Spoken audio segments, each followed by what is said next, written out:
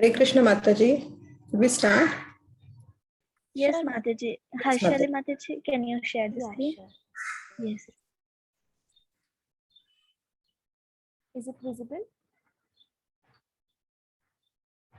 Yes, Mataji.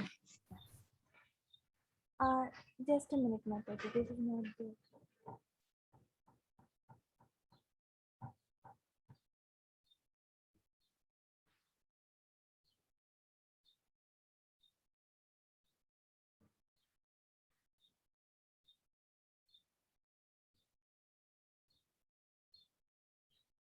Yeah.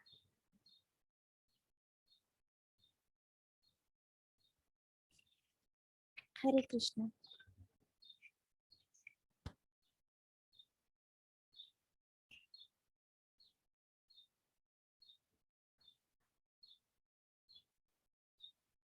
Om Namo Bhagavate Vasudevaya. Om Namo Bhagavate Vasudevaya. Om Ajnanatimirandhasya Jnananjana Shalakaya Chakshurunmilitam Yena Tasmai Shri Gurave Namaha. Namam Vishnu Padaya Krishna Presthaya Bhutale Srimate Bhakti Vedanta Swamin Niti Namine Namaste Saraswate Deve Gauravani Pracharine निर्विशेष शून्यवादी पाश्चात्य देश तारिणे जय श्री कृष्ण चैतन्य प्रभु नित्यानंद श्री अद्वैता गदाधर श्रीवासादि गौर भक्त वृंदा हरे कृष्णा कृष्णा कृष्णा हरे हरे हरे राम राम राम हरे हरे अथान्नवमोऽध्यायः राजविद्या राजगुह्य योगः श्रीभगवानुवाच इदं तु ते गुह्यतमं प्रवक्ष्याम्यनुसूयवे ज्ञानं विज्ञानसहितं यज्ञात्वा मोक्ष्यसे शुभात्। हरे कृष्णा। अध्याय 9 परम गुह्य ज्ञान।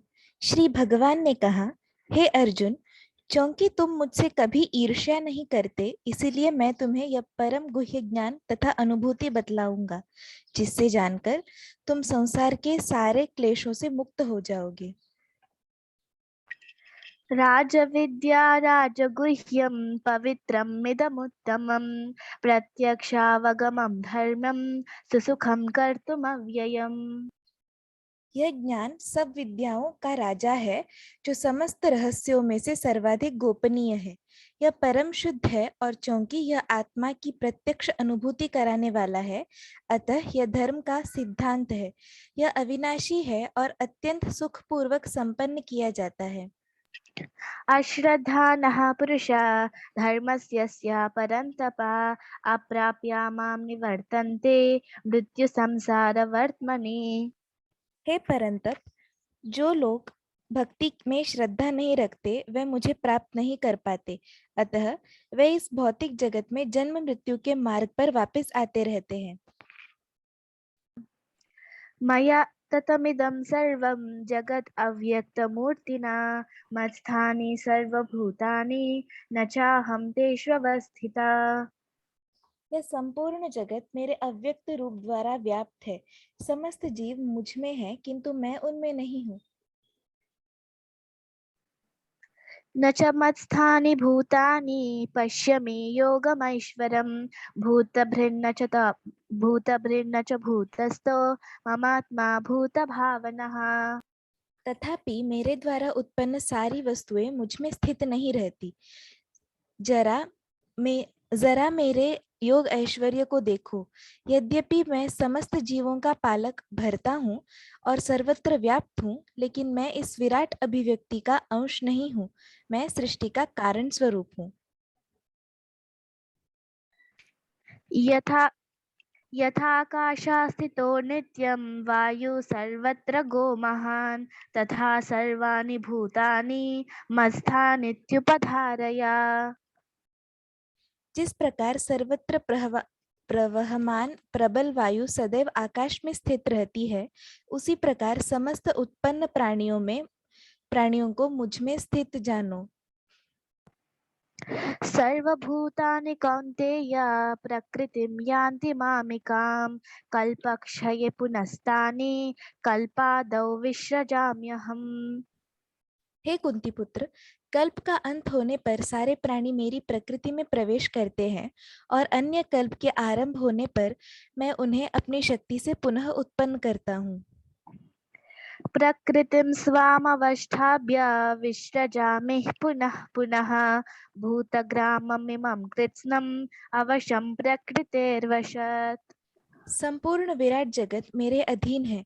यह मेरी इच्छा से बारंबार स्वतः प्रकट होता रहता है और मेरी ही से अंत में विनष्ट होता है।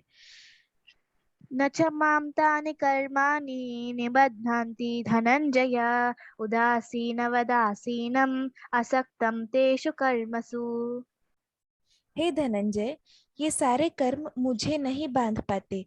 मैं उदासीन की भांति इन सारे भौतिक कर्मों से सदैव विरक्त रहता हूँ।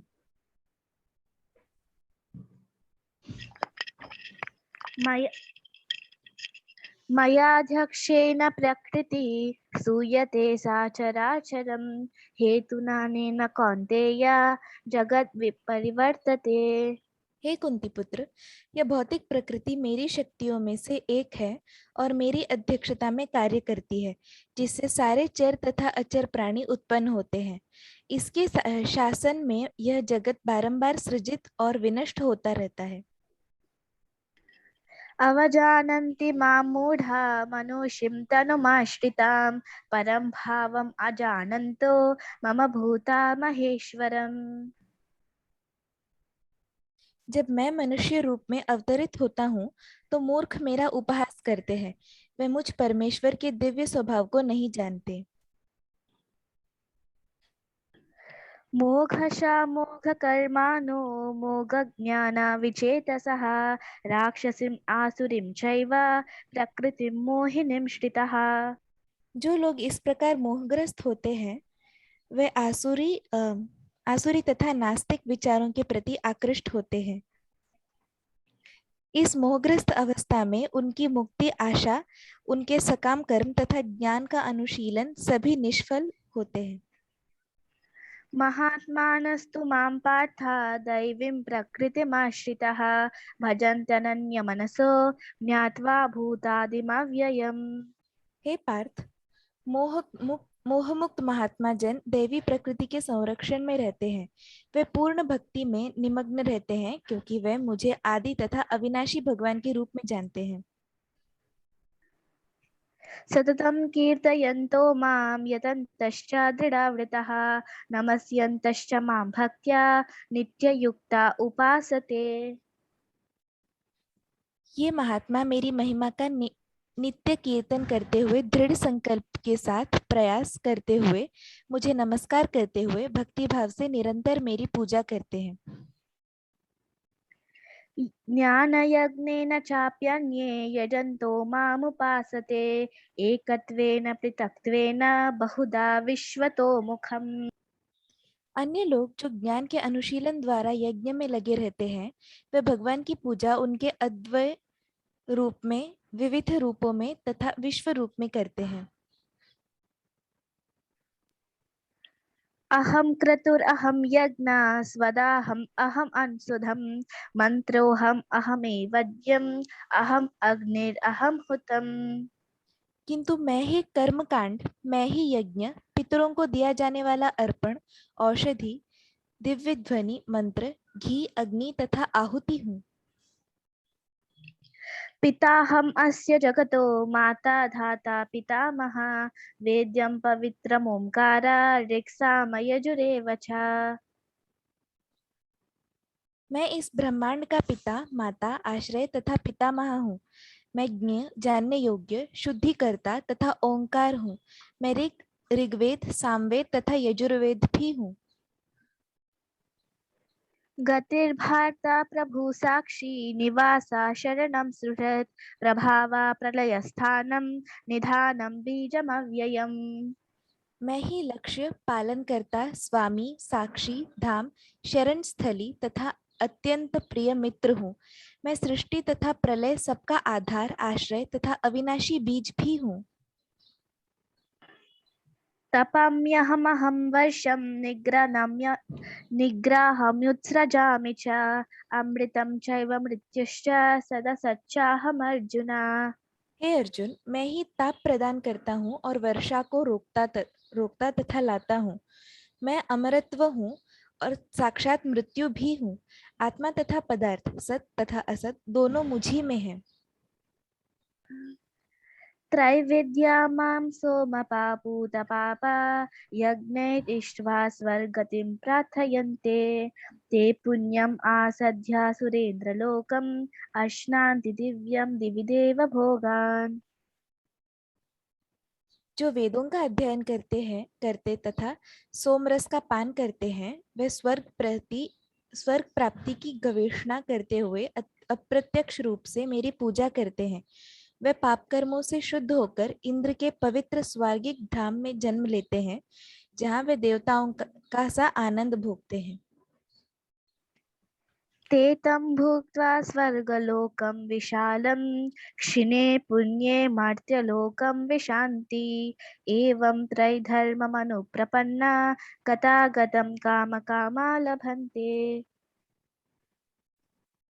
इस प्रकार जब वे उपासक विस्तृत स्वर्गिक इंद्रिय सुख को भोग लेते हैं और उनके पुण्य कर्मों के फल क्षीण हो जाते हैं, तो वे मृत्युलोक में पुनः लौट आते हैं।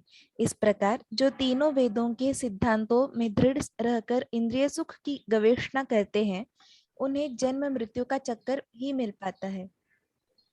अनन्यश्चिन्तयन्तो मां ये जना पर्युपासते तेषां नित्याभियुक्तानां योगक्षेमं वहाम्यहम्।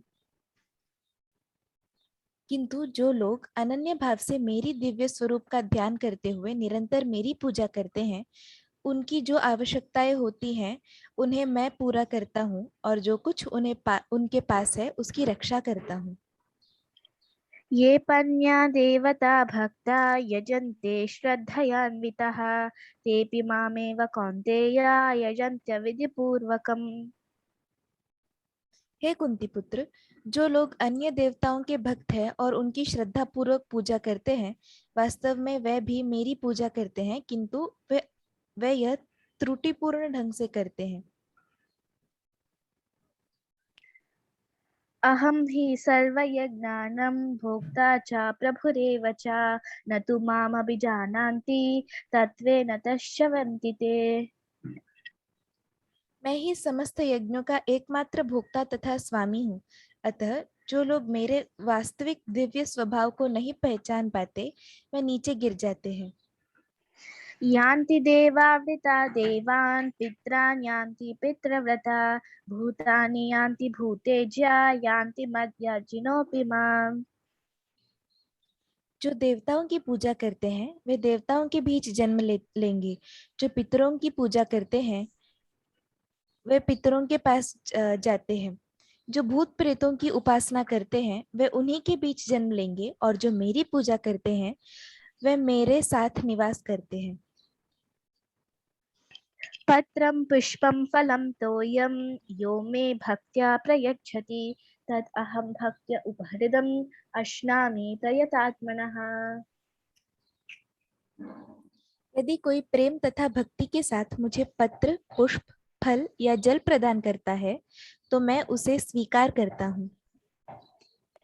यत् करोसि यदश्नासि यज्जुहोसि ददासि यत् तपस्यसि कौन्तेय तत् कुरुष्वत्मर्पणम्।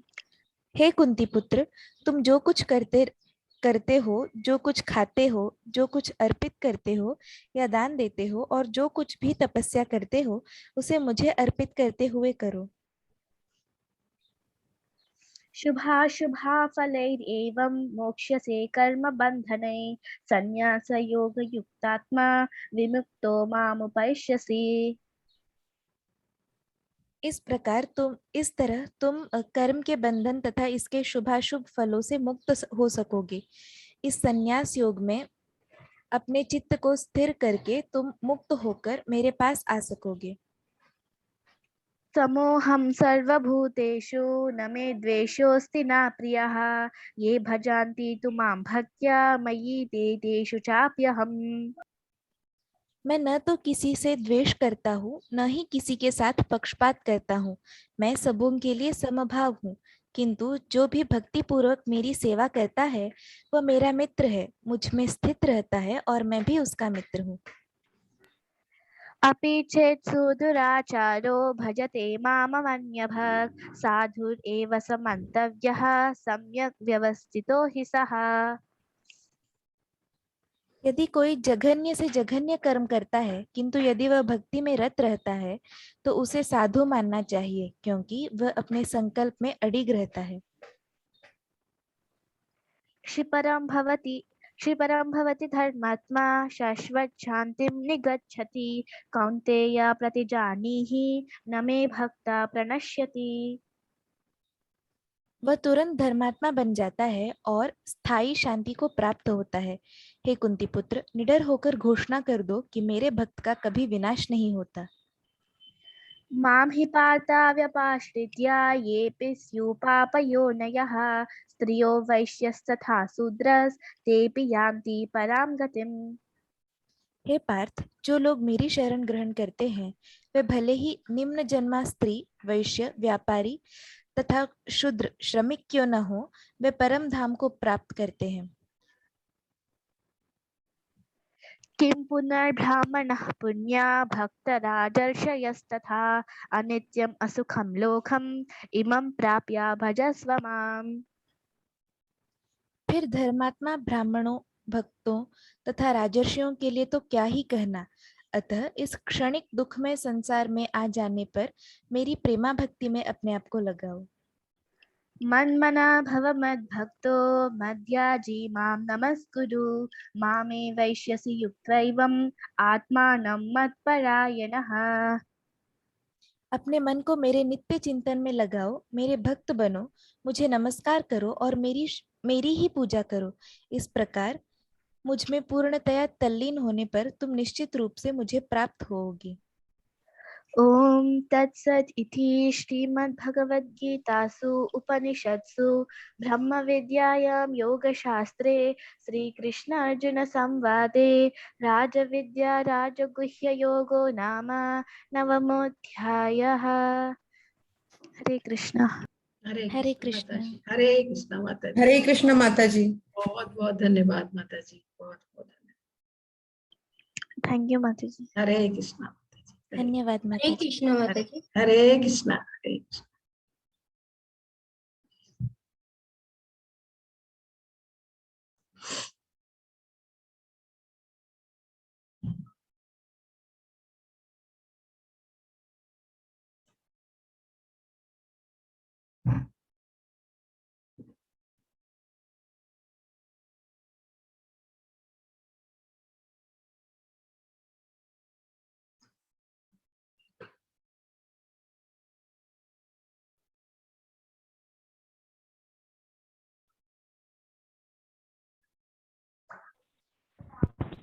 हरे कृष्णा। हरे कृष्ण माता जी।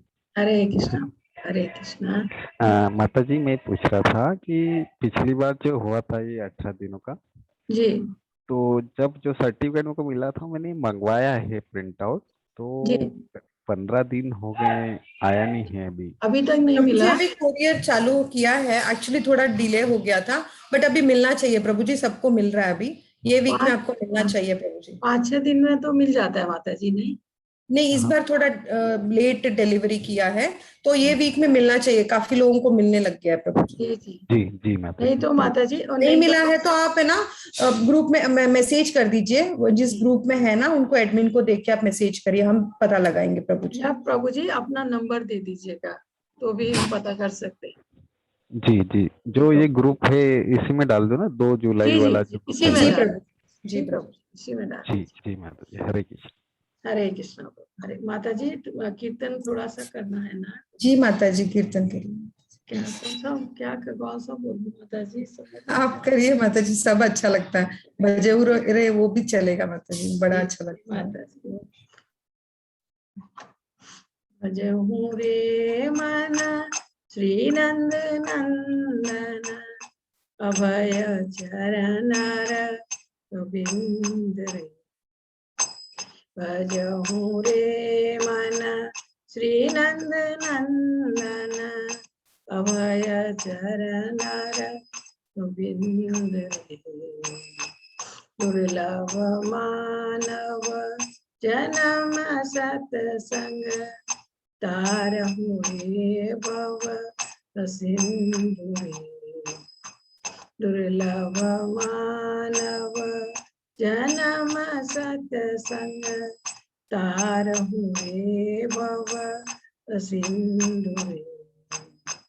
सीताताप वात वरीशन ये दिन यामिनी जागिरे। सीताताप वात वरीशन ये दिन यामिनी जागिरे। विफल से विनो कृपण दुर्जन कपल शुक्लव लागिरे। विफल से विनो कृपण दुर्जन कपल शुक्लव लागिरे। ये धन यौवन पुत्र परिजन हित की याचे पर सती फिरे। ये धन यौवन पुत्र परिजन हित की याचे पर सती फिरे। कमल दल जल जीवन तलमल भजहु हरिपद नीति रे।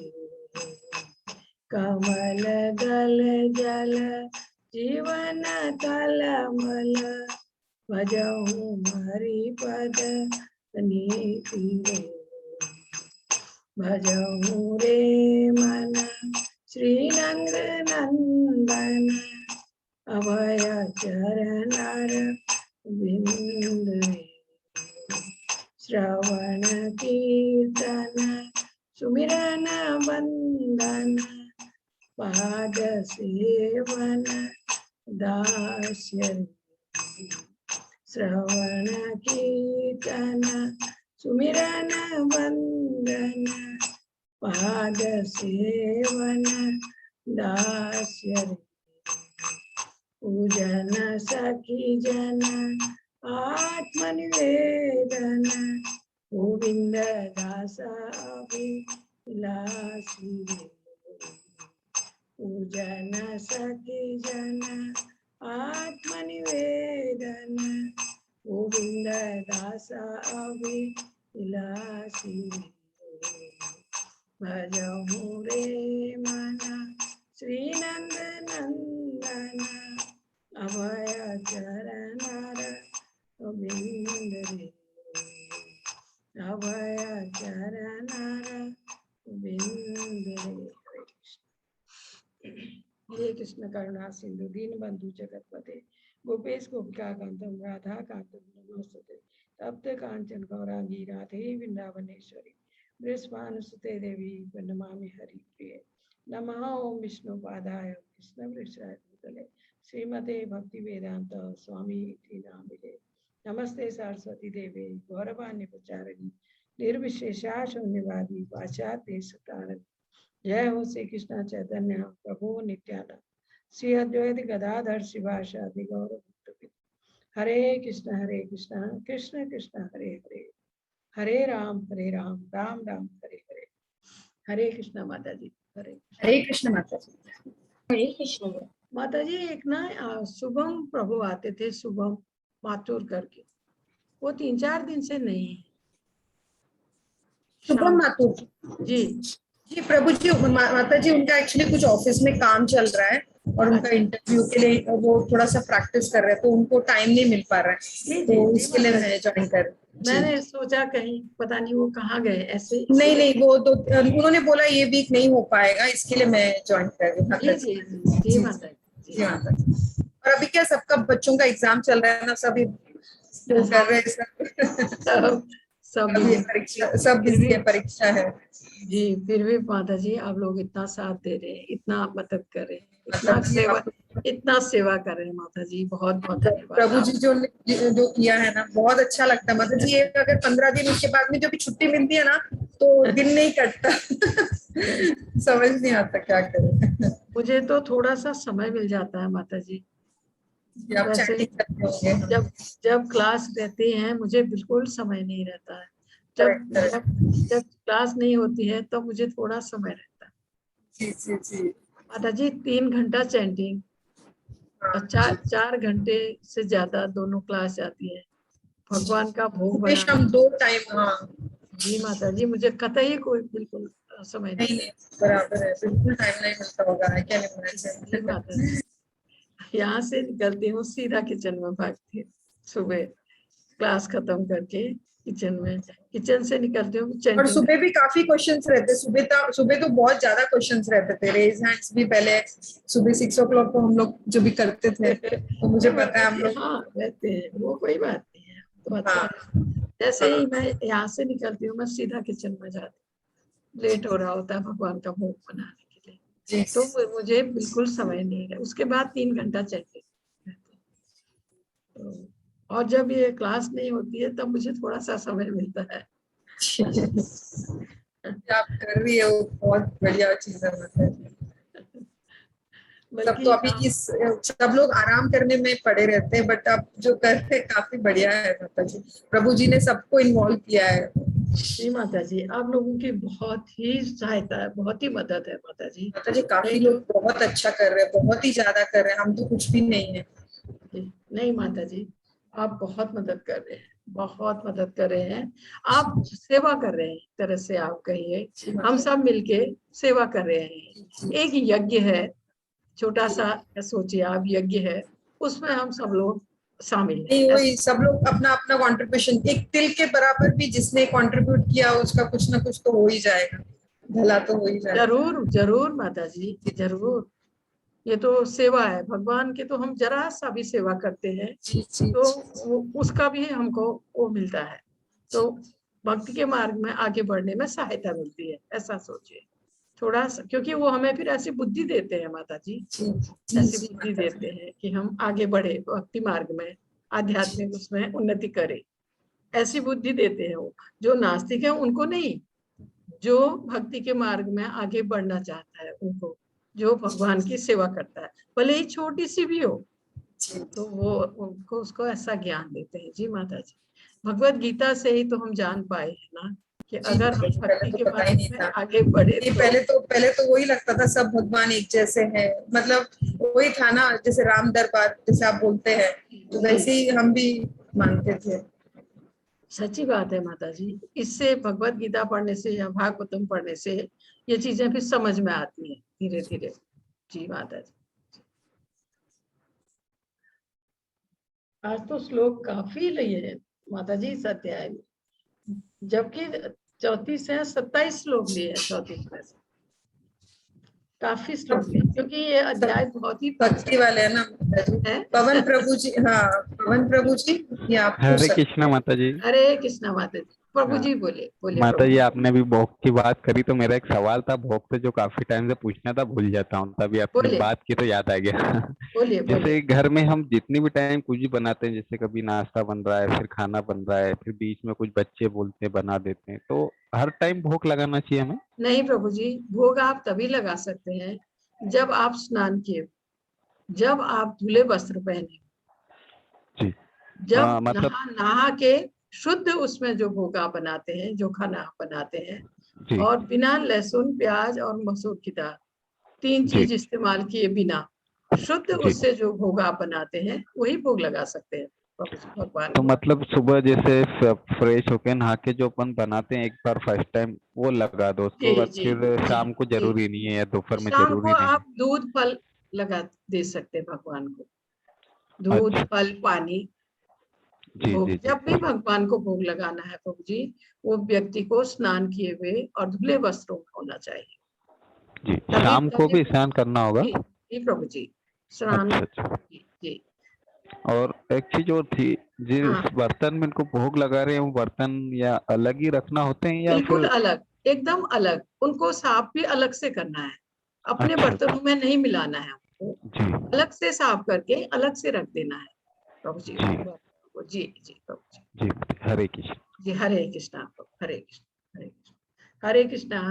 भगवत गीता के 9वें अध्याय में हम आज पहुंच गए हैं, जो है राजगुह्य योग, परम गुह्य ज्ञान। गुह्य का मतलब होता है गोपनीय, परम गोपनीय ज्ञान। आज हम इस अध्याय में पढ़ने जा रहे हैं, राजगुह्य योग करके इसमें दिया है।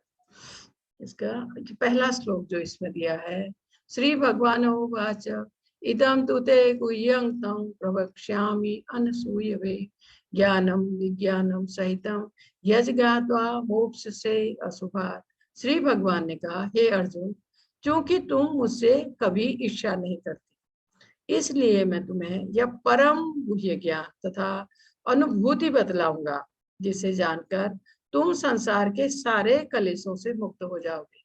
भगवान कह रहे हैं कि ऐसा परम ज्ञान तुम्हें मैं बताऊंगा आज, जिसे जानकर तुम संसार के सारे कलेशों से मुक्त हो जाओगे। इसमें ऐसे कहा है, जैसे जैसे भक्त ज्यों ज्यों भगवान की भक्ति में आगे बढ़ता है, उनके विषय में अधिकाधिक सुनता है, त्यों त्यों वह आत्मा प्रकाशित होता जाता है। भगवान का भक्त आत्मा प्रकाशित होता जाता है।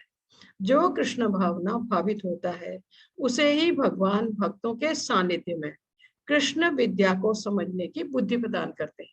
सबको नहीं, जो उनका भक्त बनने जा रहा है या जो कोशिश कर रहा है भगवान की भक्ति करने की, उसी को भगवान ऐसे विद्या, ऐसे ज्ञान देते हैं कि वो भक्तों के सानिध्य में कृष्ण विद्या को समझने की इसको बुद्धि प्रदान करते हैं। कृष्ण की चर्चा अत्यंत शक्तिशाली है। यदि सौभाग्यवश किसी को ऐसी संगति प्राप्त हो जाए और वह इस ज्ञान को आत्मसात करे, तो वह अवश्य प्रगति करेगा। इस प्रथम श्लोक का बहुत ही महत्व है। नवधा भक्ति का वर्णन हुआ है इसमें। नवधा भक्ति के द्वारा कैसे हम भगवान की भक्ति कर सकते हैं, कैसे हम इस भक्ति के मार्ग में धीरे धीरे आगे बढ़ सकते हैं, इसके लिए नवधा भक्ति के ऊपर इसमें जोर दिया गया है। नवधा भक्ति का वर्णन हुआ है। पहला श्रवण, कीर्तन, श्रवण, पाद सेवन, अर्चन, बंधन, दास्य, सख्य तथा आत्मसमर्पण। ये हैं 9 तरीके से भगवान की भक्ति करने के तरीके। इसको नवधा भक्ति भी कहते हैं। इसमें श्रवण सबसे ऊपर है, बार बार भगवान के बारे में सुनना इसमें कहा है। ये इसमें भक्ति के इन 9 तत्वों का अभ्यास करने से मनुष्य आध्यात्मिक चेतना या कृष्ण भावना मत तक उठ पाता है। कृष्ण भावना मत तक ऊपर उठ पाता है नवधा भक्ति के द्वारा। कृष्ण भावना मत में अगर व्यक्ति पहुंच जाता है, तो फिर वो धीरे धीरे आगे बढ़ता है, भक्तों के साथ भगवान की चर्चा करता है, भगवान की सेवा करता है, भगवान की भक्ति में वो, क्योंकि वो कृष्ण भावना मुझ तक पहुंच गया है, तो वो अवश्य ही फिर भगवत भक्ति में निपुण हो जाता है। एक तरह से कहिए अपने को समर्पण कर देता है। इसके बाद इसका एक दूसरा श्लोक दिया है, राज विद्या राजगुह्यम पवित्रम वित्त उत्तमम प्रत्यक्षावगमम धैर्यम सुसुखम कर्तुम अपव्ययम। यह ज्ञान सब विद्याओं का राजा है, जो समस्त रहस्यों में सर्वाधिक गोपनीय है।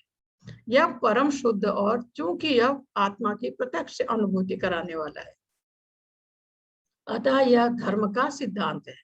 यह अविनाशी है और अत्यंत सुखपूर्वक संपन्न किया जाता है। ये इसके लिए कहा गया है, इस अध्याय के लिए, 9वें अध्याय के लिए। भगवत गीता का यह अध्याय विद्याओं का राजा का है। यह अध्याय जो 9वां अध्याय, यह विद्याओं का राजा कहा गया है इस अध्याय को, क्योंकि यह पूर्ववर्ती समस्त सिद्धांतों एवं दर्शनों का सार है। यह सारे अध्याय जो हमने पढ़े हैं, उनमें से ऐसा कहा गया है, यह समस्त सिद्धांतों दर्शनों का सार है। भगवान कहते हैं कि 9वां अध्याय ऐसे समस्त ज्ञान का राजा है, ये कहा है, यह वेदाध्ययन से प्राप्त ज्ञान एवं विभिन्न दर्शनों का सार है। ये 9वां अध्याय। यह ज्ञान समस्त कार्यों का उच्चतम रूप है।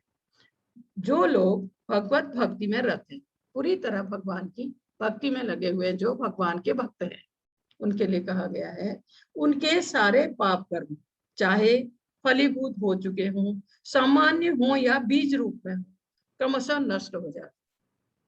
जो भगवान के भक्त हैं, भगवान की भक्ति कर रहे हैं, उनसे जाने अनजाने जो पाप हुए वो भले ही फलीभूत हो गए हों या बीज रूप में, वो सब नष्ट हो जाएंगे या उनसे भक्त मुक्त हो जाएगा, ऐसा इसमें कहा।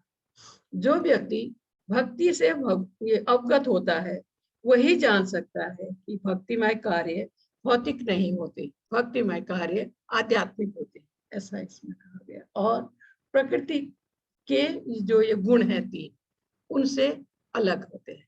प्रकृति के गुण भौतिक कार्यों को छू नहीं पाते, ऐसा इसमें समझाया। उसके बाद यह है इसका 3रा श्लोक।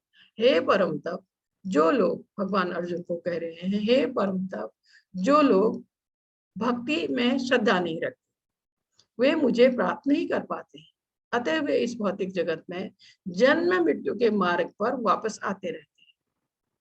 बहुत परसों हमने एक अध्याय में पढ़ा था, 7वें अध्याय में पढ़ा था कि 4 प्रकार के लोग होते हैं जो कभी भगवान की शरण ग्रहण नहीं करते हैं, भगवान की शरण ग्रहण कभी नहीं करते। उनमें है मूर्ख हैं, नास्तिक हैं, जिनका ज्ञान माया ने भर लिया है, और जो मूढ़ है। 4 प्रकार के लोग। तो इसमें कहा है जो लोग भक्ति में श्रद्धा नहीं रखते या भगवान की भक्ति नहीं करते हैं, वे मुझे प्राप्त नहीं कर पाते, वो कभी भगवान को प्राप्त नहीं कर पाएंगे, क्योंकि वो भगवान की शरण ग्रहण नहीं करते। अतः वे इस भौतिक जगत में जन्म मृत्यु के मार्ग पर वापस आते रहेंगे। ऐसे लोग जो भगवान की भक्ति नहीं करते या उनकी शरण ग्रहण नहीं करते, वो इसी भौतिक बंधन में रह जाएंगे हमेशा, और बार बार यही शरीर बदलेंगे। जन्म मृत्यु के मार्ग जो कहा गया है, जन्म मृत्यु का चक्र। जन्म लेंगे, मृत्यु होगी, फिर जन्म लेंगे, फिर मृत्यु होगी, कभी मनुष्य रूप में, कभी पशु रूप में, कभी पक्षी रूप में, कभी कीड़े मकोड़े।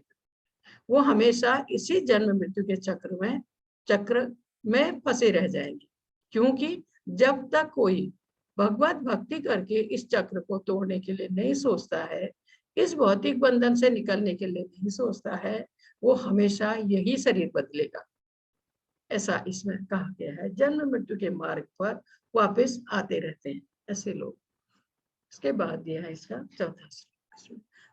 यह संपूर्ण जगत मेरे अव्यक्त रूप द्वारा व्याप्त है, समस्त जीव मुझ में है किंतु मैं उनमें नहीं हूं, ऐसा कहा है। भगवान श्री कृष्ण के नाम यश लीलाओं को भौतिक इंद्रियों के द्वारा नहीं समझा जा सकता। हम जो हमारी ये भौतिक इंद्रियां है, इनसे हम भगवान को नहीं समझ सकते हैं।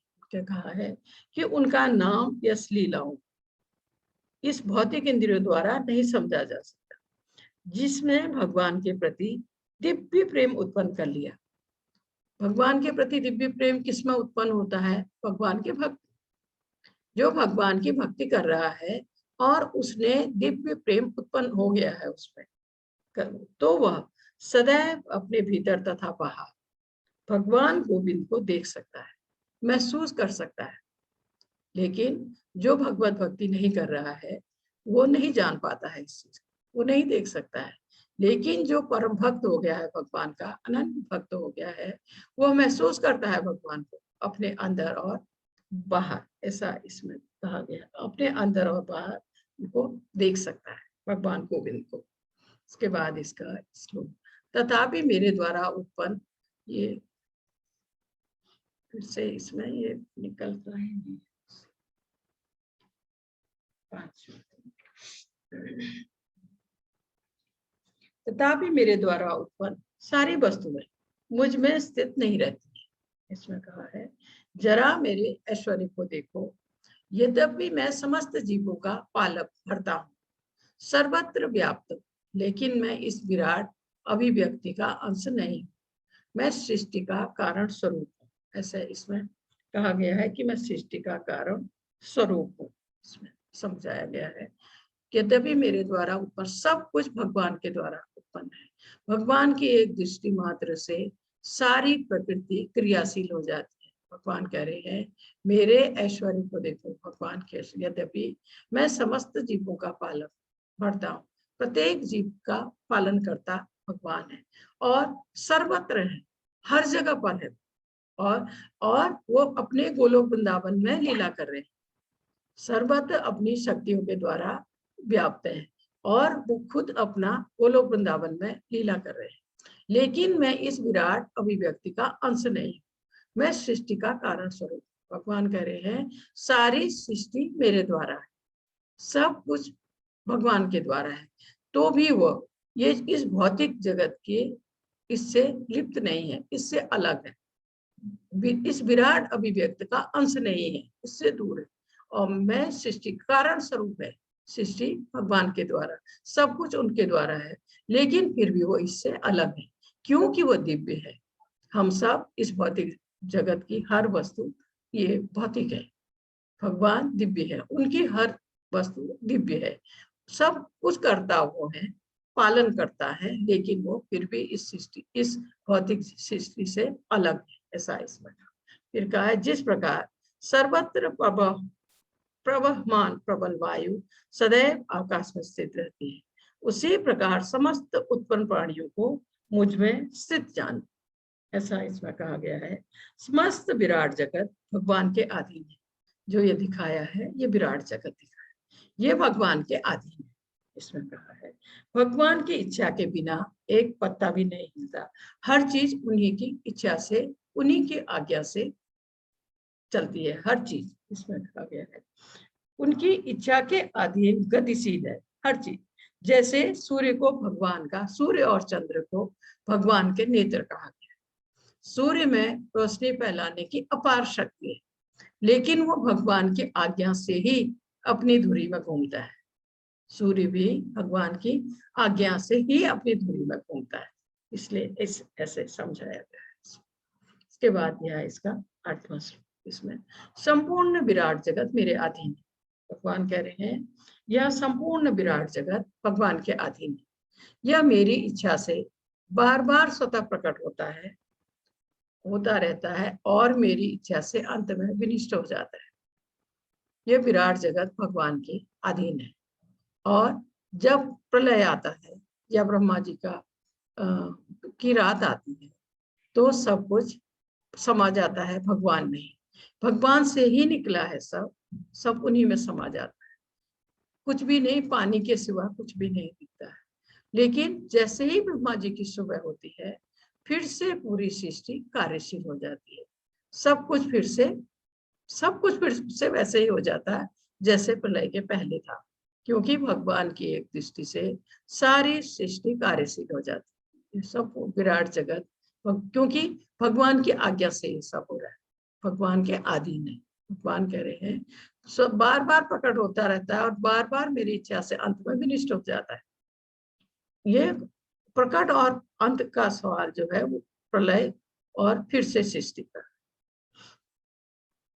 के बाद दिया इसका 10वां श्लोक में मया दक्षेण प्रकृति सूयते सचराचरा हेतु नानेन कौन्तेय जगद परिवर्तते।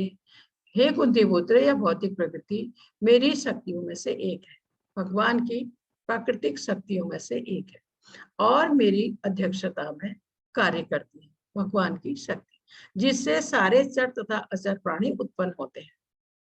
इसके शासन में यह जगत बार बार सज्जित तथा विनिष्ट होता रहता है।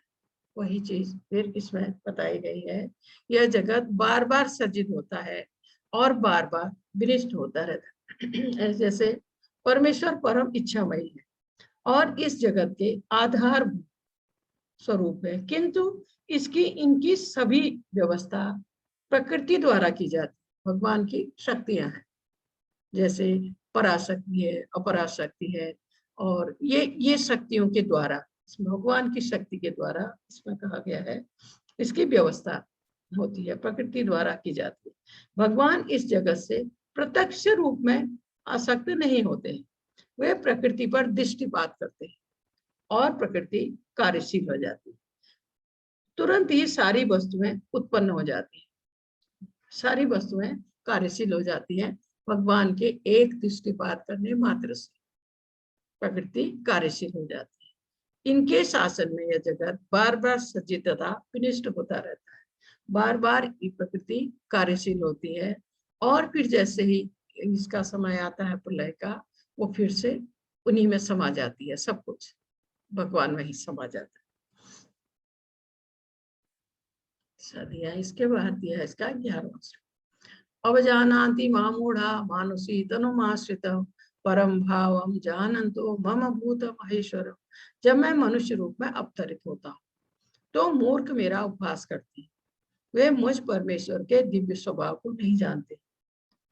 भगवान से द्वेष कौन रखेगा, इसमें कहा उनका उपहास कौन करेगा। लेकिन ऐसा नहीं, जो मूर्ख हैं, अधम हैं, जिनका ज्ञान माया ने हर दिया है, ऐसे लोग वो नहीं जानते हैं भगवान के, न भगवान को जानते न उनके दिव्य स्वभाव को। इसलिए वे उनका जब वो मनुष्य रूप में आते हैं तो उनका उपहास करते हैं। ऐसे इसमें समझाया गया है कि इसमें कहा गया है कि भगवान के सारे कार्यकलाप अद्भुत हैं। ये सब कार्य भौतिक शरीर द्वारा संपन्न नहीं किए जाते।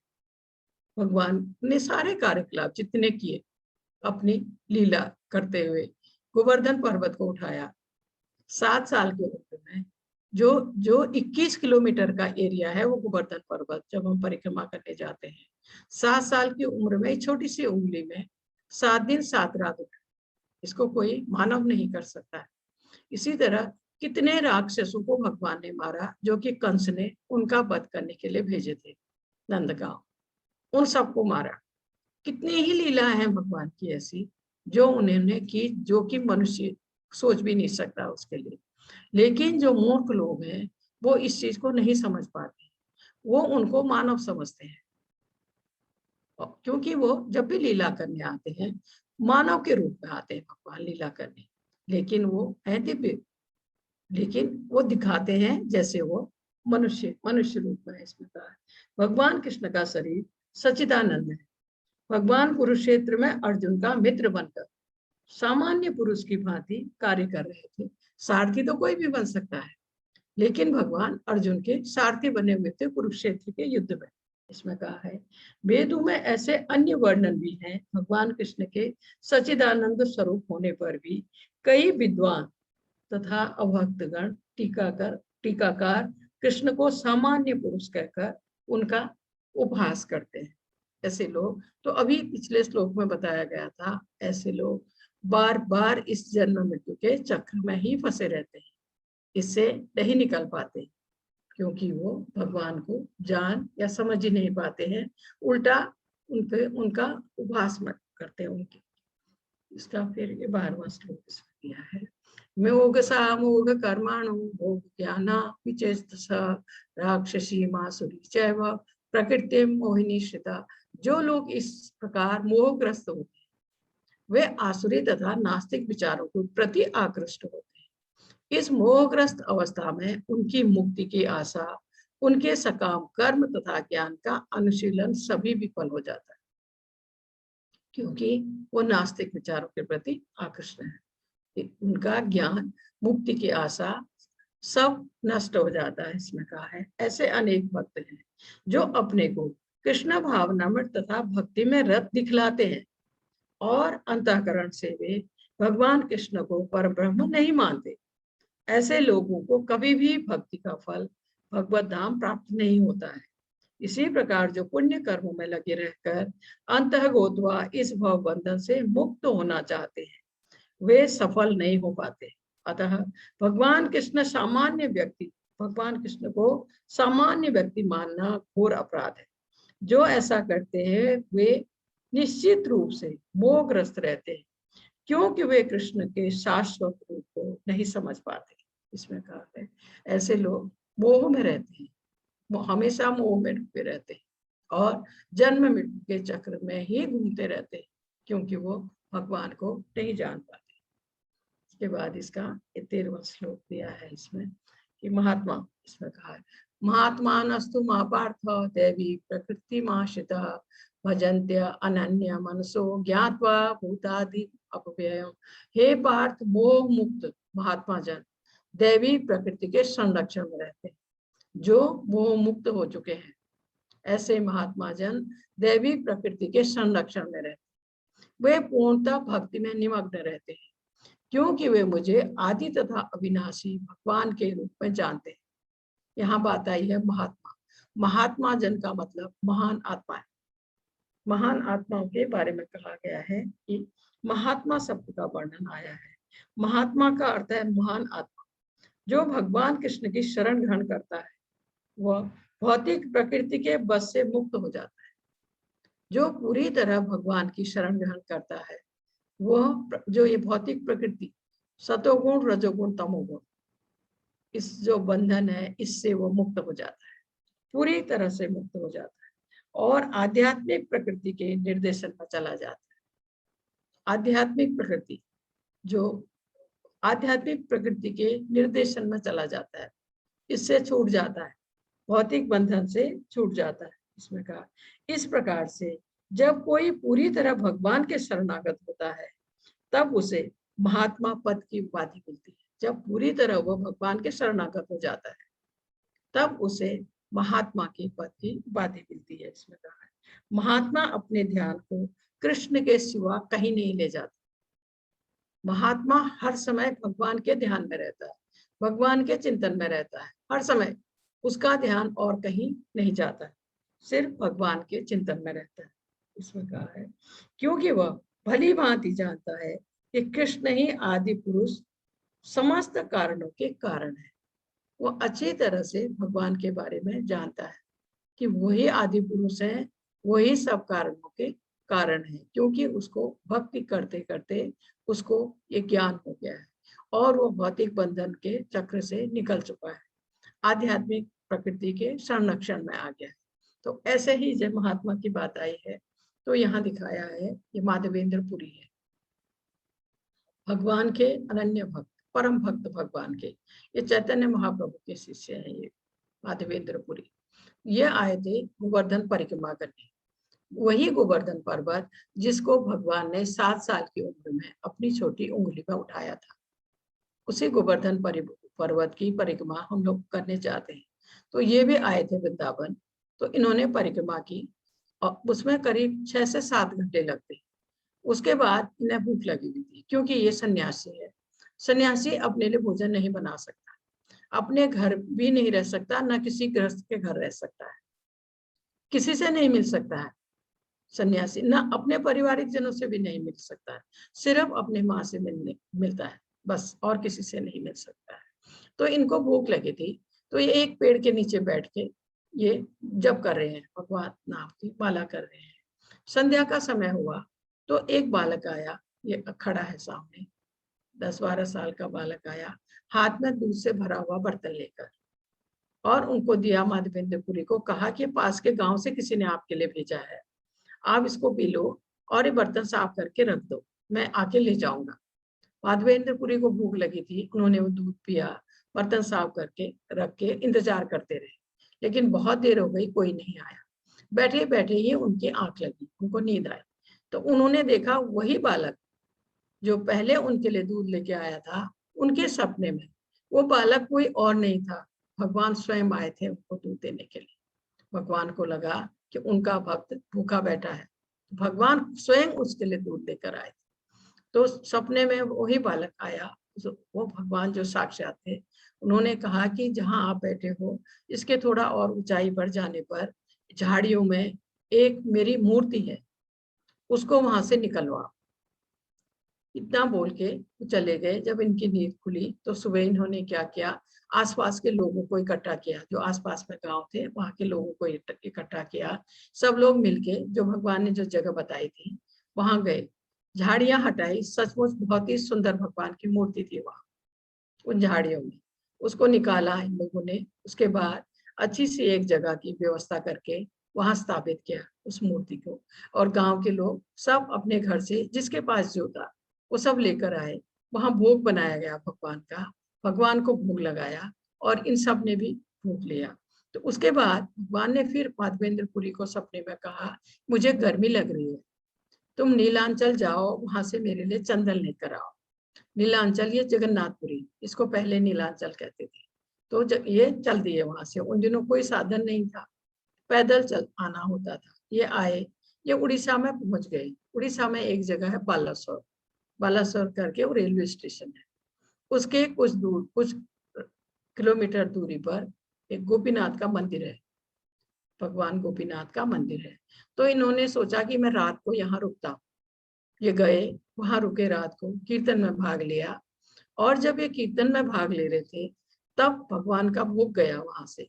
वो मिट्टी के 12 कटोरे खीर के, मतलब आप सोचिए मिट्टी के बर्तन में भगवान का भोग मिट्टी के बर्तनों में पकता है। उड़ीसा में जगन्नाथपुरी में अभी भी भगवान का भोग मिट्टी के बर्तनों में पकता है। तो मिट्टी के बर्तन थे 12, उनमें भगवान की खीर वहां भोग लगती है 12 बर्तनों में। तो वो गए, तो इनके मन में आया, माधवेंद्रपुरी के मन में आया, अगर ये प्रसाद मुझे मिलता चखने के लिए तो मैं वापस जाकर भगवान को ऐसा ही बनाकर खिला सकता था।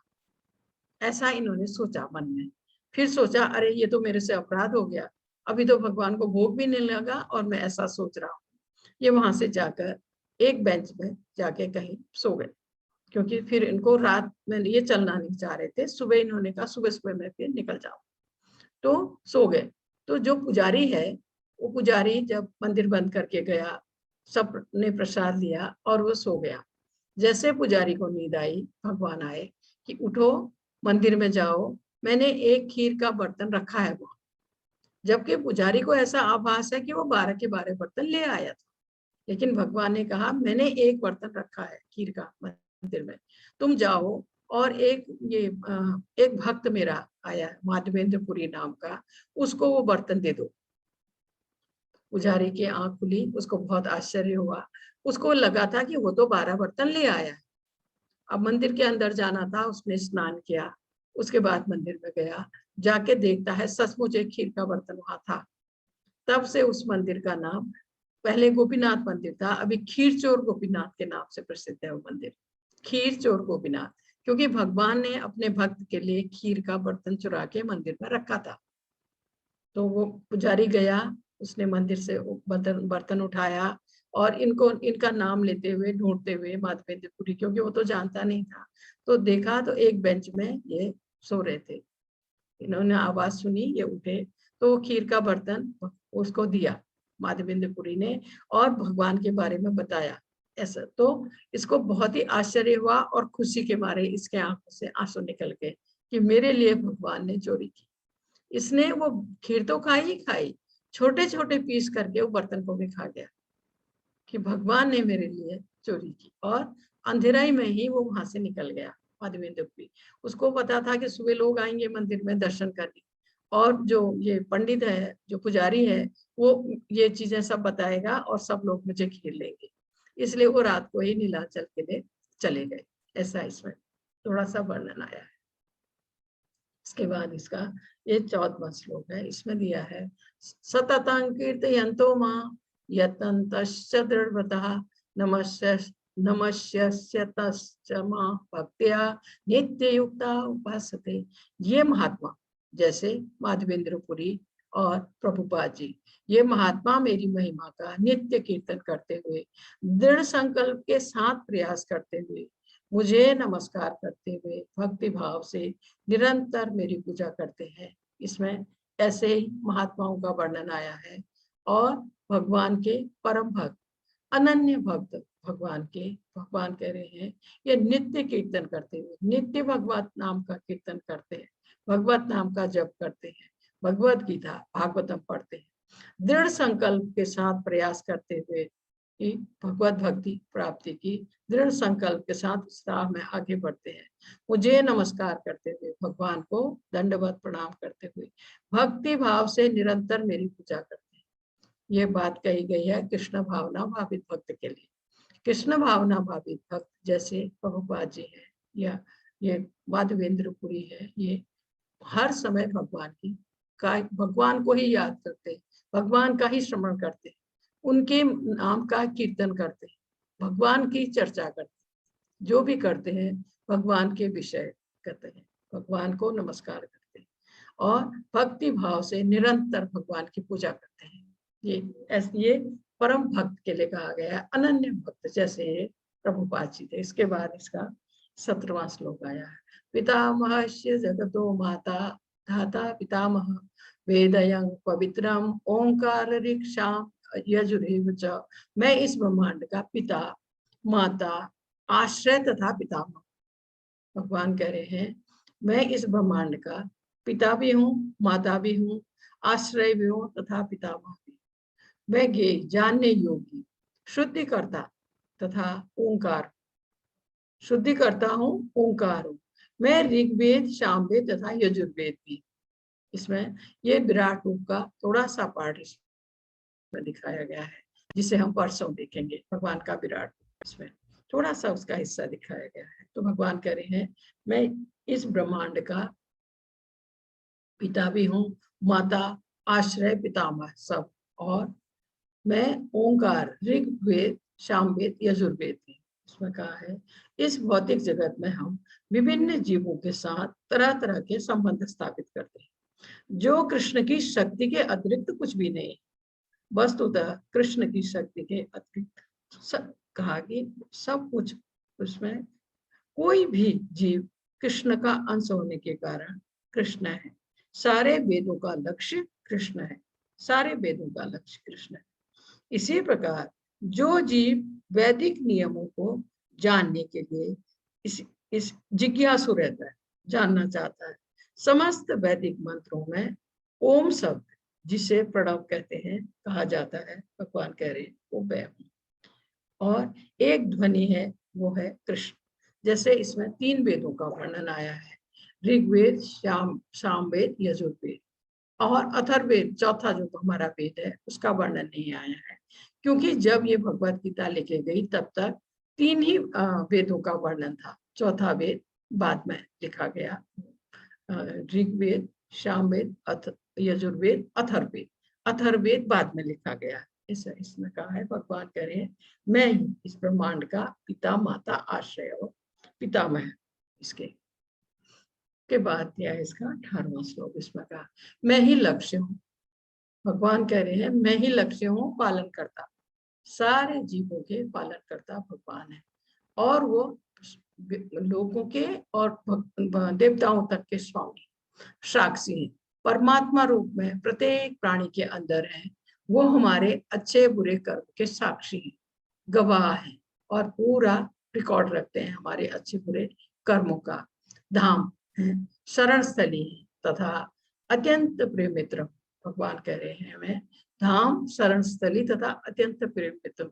मैं सृष्टि तथा प्रलय सबका आधार, क्योंकि सृष्टि भी भगवान के द्वारा होती है, प्रलय भी उनके द्वारा होती है, सबका आधार, आश्रय तथा अविनाशी बीज भी। मैं ही आश्रय देता हूँ और मेरे ही द्वारा ये जो अविनाशी बीज भी, अविनाशी उसको कहते हैं जिसका कभी नाश नहीं होता। और ये ऐसे इसमें कहा गया है जो भगवान कृष्ण को नहीं जानता वह पथ भ्रष्ट हो जाता है। ऐसे अनेक लोग हैं जो देवताओं को अपना लक्ष्य मानकर कठोर नियमों का पालन करते हुए चंद्रलोक, सूर्यलोक, इंद्रलोक, महरलोक जैसे विभिन्न लोकों को प्राप्त होते हैं। ये लोग भी कृष्ण की शक्ति होने के कारण कृष्ण ही है। जो ये लोग हैं, कुछ लोग कृष्ण की शक्ति होने के कारण कृष्ण ही है, ऐसा कहा। फिर कहा हे अर्जुन मैं ही ताप प्रदान करता हूँ। सूर्य को या चंद्र को भगवान का नेत्र कहा गया है। सूर्य में रोशनी या ताप फैलाने की अपार शक्ति, पर भगवान के आज्ञा से ही ताप प्रदान करता है, उनके आदेश से। इसलिए भगवान कह रहे हैं मैं ही ताप प्रदान करता हूँ और वर्षा को रोकता तथा लाता हूँ। और वर्षा तो हम कहते हैं कि इंद्र के द्वारा होती है, तो जो इंद्र जो वर्षा करते हैं उसका आदेश भी भगवान के द्वारा ही, वो भी उसके काम के लिए भगवान के द्वारा ही नियुक्त किए गए हैं। मैं अमरत्व हूँ, भगवान कह रहे हैं मैं अमरत्व हूँ और साक्षात मृत्यु भी, क्योंकि जो भक्त उनके भक्ति में है, उनको समर्पित है और कृष्ण भावना भावित भक्त है वो अपनी भक्ति के द्वारा भगवत धाम जब अगर वो पहुंच गए तो वो अमर हो जाते हैं। भगवान कह रहे हैं मैं अमृत और साक्षात मृत्यु भी। और जो भगवत भक्ति में नहीं है, इस भौतिक बंधन में बंधे रहते हैं, वो मृत्यु के चक्र में ही हमेशा फंसे रहते हैं। भगवान कह रहे हैं ये अमरत्व और साक्षात मृत्यु में ही। आत्मा तथा पदार्थ, सत तथा असत दोनों मुझ ही में है, ऐसा यहाँ भगवान ने कहा है। इसके बाद यह है ये जन्म मृत्यु का चक्र। इसमें कहा है जो वेदों का अध्ययन करते तथा सोमरस का पान करते हैं, इसमें कहा है स्वर्ग प्राप्ति की गवेषणा करते हुए अप्रत्यक्ष रूप से मेरी पूजा करते हैं।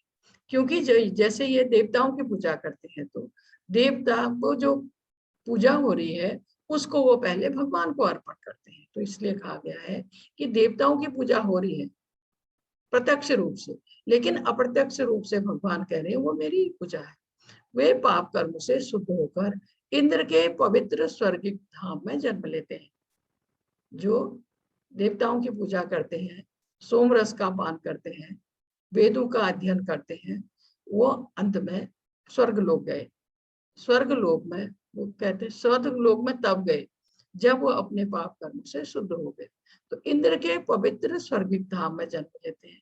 स्वर्ग को इंद्र का धाम क्यों कहा गया? कि स्वर्ग का राजा है इंद्र। देवलोक या स्वर्गलोक उसका राजा इंद्र है, जहां वे देवताओं का सा आनंद भोगते हैं। जो स्वर्ग में चला जाता है वो वहां का जैसा आनंद भोगता है, क्योंकि स्वर्ग में आनंद के सिवा कुछ नहीं है। वहां आनंद ही आनंद है, कोई परेशानी नहीं है, कोई बीमारी नहीं है, कोई दुख नहीं है, कोई झंझट नहीं है, आनंद ही आनंद है। इसमें कहा है और देवताओं की तरह आनंद भोगते हैं। वहां सुंदर अप्सराएं हैं साथ के लिए, सुंदर नंदन कानन है और उनमें अपार मात्रा में सोमरस ये सब है। तो सब आनंद भोगते हैं वहां पर जो भी स्वर्ग पहुंच जाता है।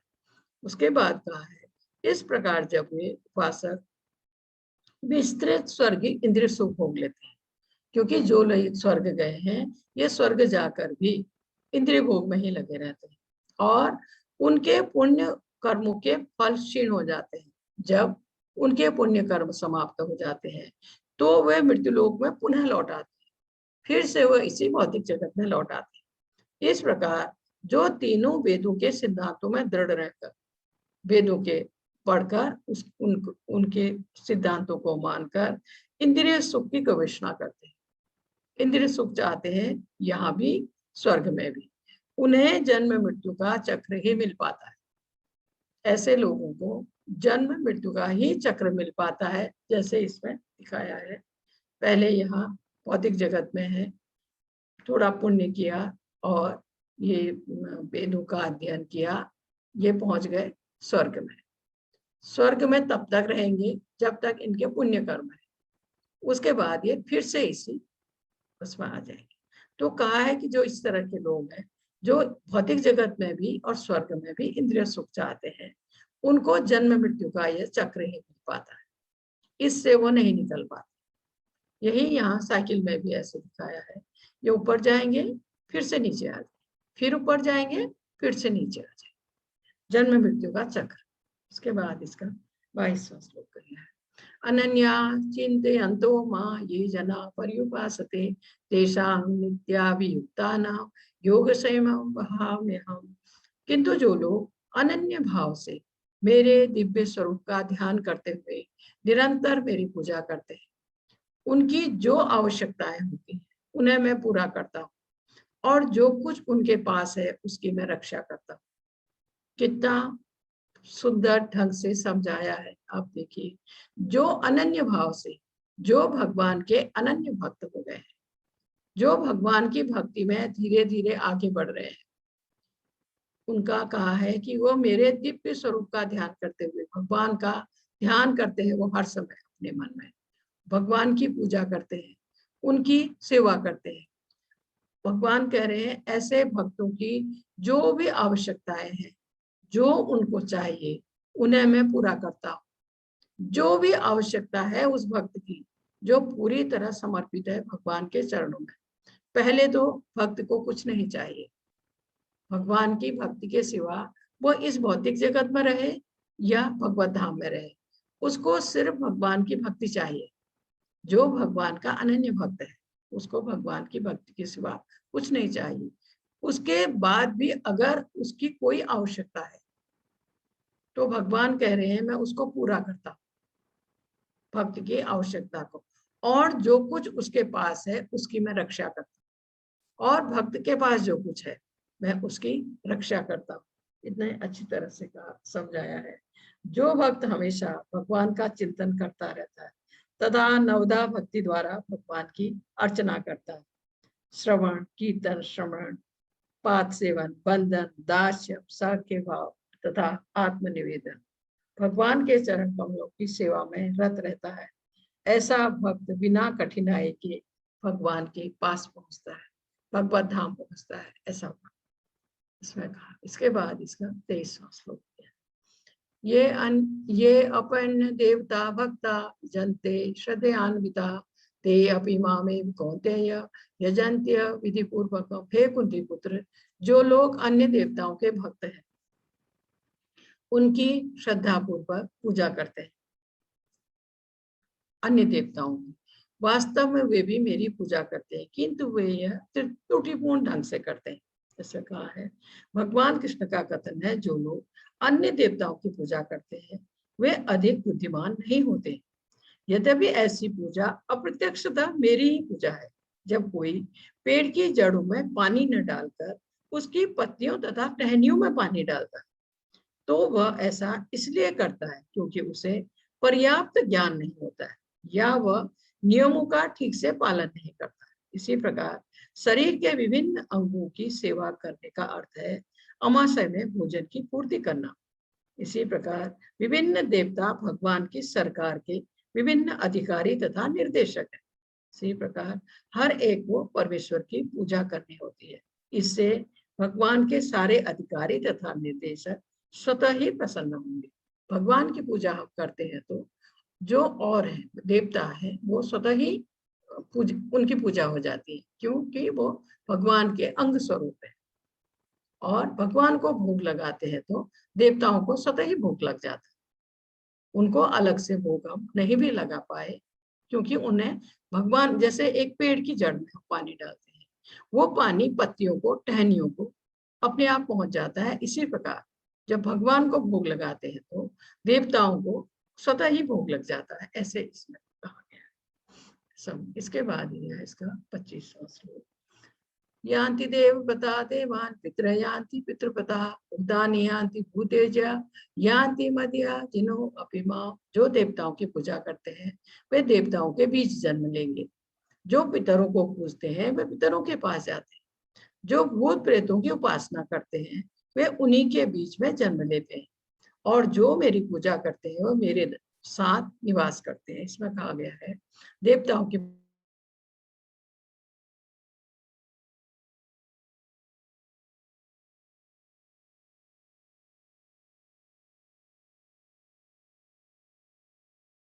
लोग जाएंगे, देवताओं के बीच में जन्म लेंगे, स्वर्ग का सुख भोगेंगे। जो पितरों को पूजते हैं, पितर मतलब हमारे फोरफादर जो चले गए इस दुनिया से, वो पितरों के पास जाते हैं, वो पितरों के पास ही जाएंगे। पितृलोक है तो पितृलोक में जाएंगे। पितरों को क्या है, उनका सम्मान करना और उनको पिंडदान देना, जलदान देना, ये आवश्यक है, ये जरूरी है। क्योंकि पितरों कभी तकलीफ में है तो अगर उन सूक्ष्म शरीर में ही है, उनके कर्मों के ऐसे कोई बुरे कर्म हो, उनको शरीर नहीं मिल पाया है, तो ये पिंडदान और जलदान जब हम करते हैं ये विष्णु का प्रसाद उनको पहुंचता है तो वो तकलीफ में होते हैं, उससे निकल जाते हैं। उन्हें शरीर नहीं मिला हो तो उन्हें शरीर मिल जाता है। ये करना आवश्यक है। लेकिन पितरों की मूर्ति को भगवान के मंदिर में रखकर उसको दिया बाती देना या फूल चढ़ाना, ये पूजा कही जाती है, ये गलत है। अगर आप ऐसा करते हैं तो आप उन्हीं के साथ जन्म लेंगे, पितरों के साथ में जन्म लेंगे। उसके बाद कहा है जो भूत प्रेतों की उपासना अभी भी होती है, कुछ जगह दिखाई गई है भूतों की पूजा होते हुए, तो भूत प्रेतों की जो पूजा करते हैं वो भूत योनि में जाते हैं, वो भूतों के साथ ही जन्म लेते हैं।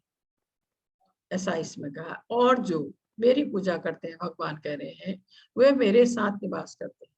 जो भगवान के भक्त हैं, भगवान की पूजा करते हैं, उनकी आराधना करते हैं, भगवत नाम का जप करते हैं और भगवत नाम का कीर्तन करते हैं, वो भगवान के पास जाते हैं या वो भगवत धाम जाते हैं। इसके बाद दिया है इसका 26वां श्लोक। पत्रम पुष्पम फलम तोयम यो मे भक्त्या प्रयच्छति तदहम भक्त हृतम अस्नानि असनामि प्रयतात्मनः। यदि कोई प्रेम तथा भक्ति के साथ मुझे पत्र पुष्प फल या जल प्रदान करता है तो मैं उसे स्वीकार करता हूँ। भगवान का, क्योंकि पूरे ब्रह्मांड के पालन करता भगवान है, पूरे ब्रह्मांड को भगवान खिला रहे हैं, तो उनको हमारे द्वारा दिए गए भोजन की आवश्यकता नहीं है।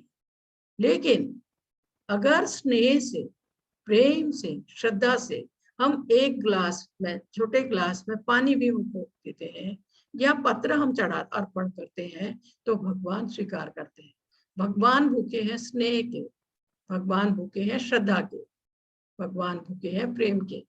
उनको हमारे द्वारा दिए गए भोजन और इसकी कोई आवश्यकता नहीं है। लेकिन हम श्रद्धा से, प्रेम से जो भी उन्हें अर्पण करते हैं वो स्वीकार करते हैं। जो कुछ भी हम उनके लिए बनाते हैं प्रेम से भोजन, वो स्वीकार करते हैं। लेकिन हम जान नहीं पाते कि भगवान ने स्वीकार किया या नहीं, क्योंकि भगवान भोजन ग्रहण करने के बाद हमें थाली वैसी ही मिलती है जैसे हमने लगाई थी। अगर भगवान भोजन को ग्रहण करते हैं तो भी हमें पता नहीं लगता है, हमें थाली वैसे ही मिलती है जैसे हमने लगाई थी। इसलिए हम जान नहीं पाते कि भगवान ने हमारे द्वारा दिया गया भोजन स्वीकार किया या नहीं किया। इसके लिए और प्रेम से, श्रद्धा से, पत्र है, पुष्प है, फल है, जल है, जो कुछ हम स्नेह से उनको अर्पण करते हैं वो स्वीकार करते हैं, बशर्ते हमारा प्रेम, स्नेह, भक्ति हो उनके लिए। तब यहाँ ये भगवत भक्त, कृष्ण भावना भावित भक्त ने भगवान की प्लेट लगाई हुई, आप देखिए कितना अच्छा भोग वो बनाए, क्योंकि जो भक्त है वो भगवान के लिए अच्छे से अच्छा बनाना चाहता है, नया से नया चीज भगवान को बना के खिलाना चाहता है शुद्ध भक्त। जबकि वो अपने लिए उसको सीधा साधा भोग को खाता है, लेकिन जो वो प्रसाद ये भोग भगवान को लगाता है, इस प्रसाद को फिर सब लोग मिलके ग्रहण करते हैं। तो भक्त की कोशिश रहती है कि वो अच्छे से अच्छा बना के भगवान को भोग लगाए। जबकि भगवान को हम छोटे उसमें एक पत्र और थोड़ा सा जल वो भी अर्पण करते हैं, तो वो प्रेम, अगर हम श्रद्धा भक्ति के उससे कर रहे हैं तो भगवान स्वीकार करते हैं। तो एक व्यक्ति के बारे में ऐसा है, एक भक्त, परम भक्त भगवान का, बहुत गरीब था। वो भगवान को अच्छा अच्छा बनाकर भोग लगाना चाहता था, और लेकिन वो असमर्थ था, वो कर नहीं सकता था क्योंकि वो बहुत निर्धन था। उसने एक चीज सोची, उसके मन में एक विचार आया। वो रोज स्नान करके एक चटाई में बैठ के हाथ जोड़ता था भगवान को, ऐसे आंखें बंद करके, और मन से भगवान को भोग लगाता था। आंखें बंद है, हाथ जुड़े हुए हैं, चटाई में स्नान करके साफ वस्त्र में बैठा है।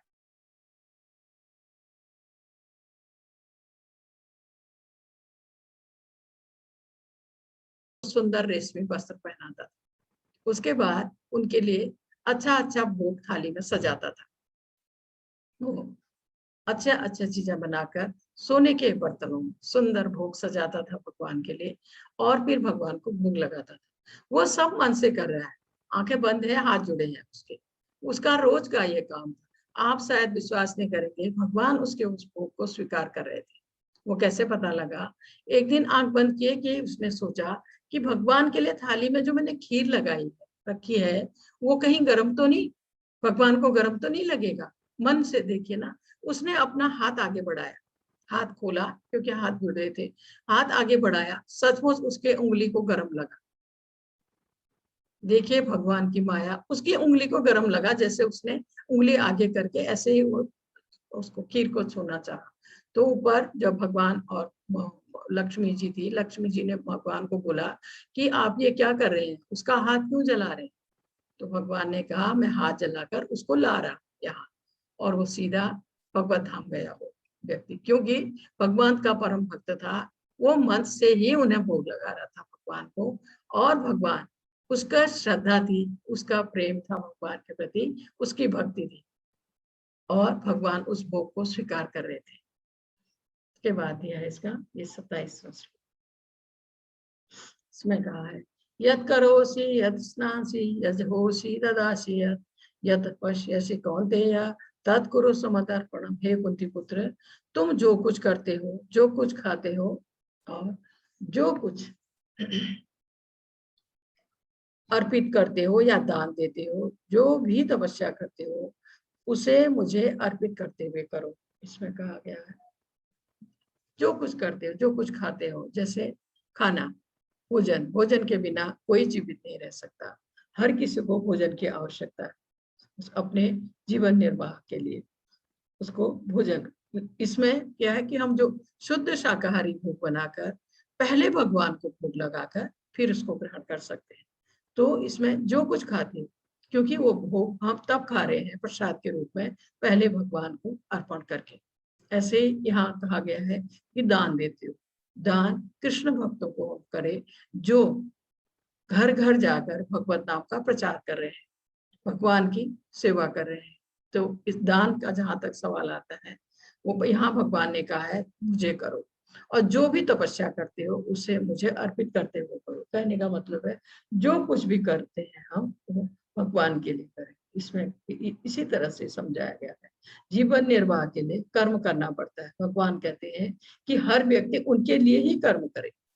हर व्यक्ति जीवित रहने के लिए भोजन उसको खाना पड़ता है, वो भगवान को अर्पित किया हुआ भोजन करे। और इसमें कहा है इसमें जो भी दान दे तथा धार्मिक अनुष्ठान करे वह सब कृष्ण के लिए करे।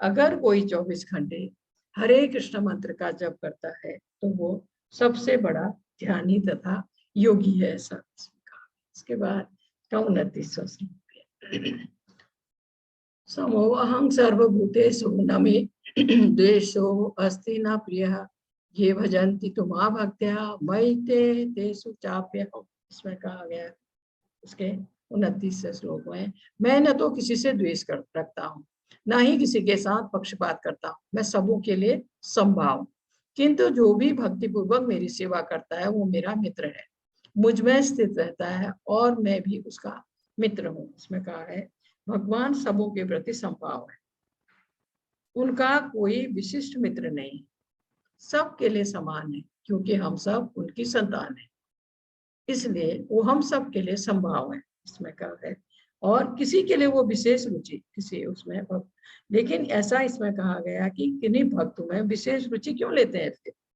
जब वो सबके लिए बराबर है। तो इसकी दिव्य ये कहा है कि इसके लिए उनकी दिव्य सेवा में जो भक्त सदैव लगे रहते हैं।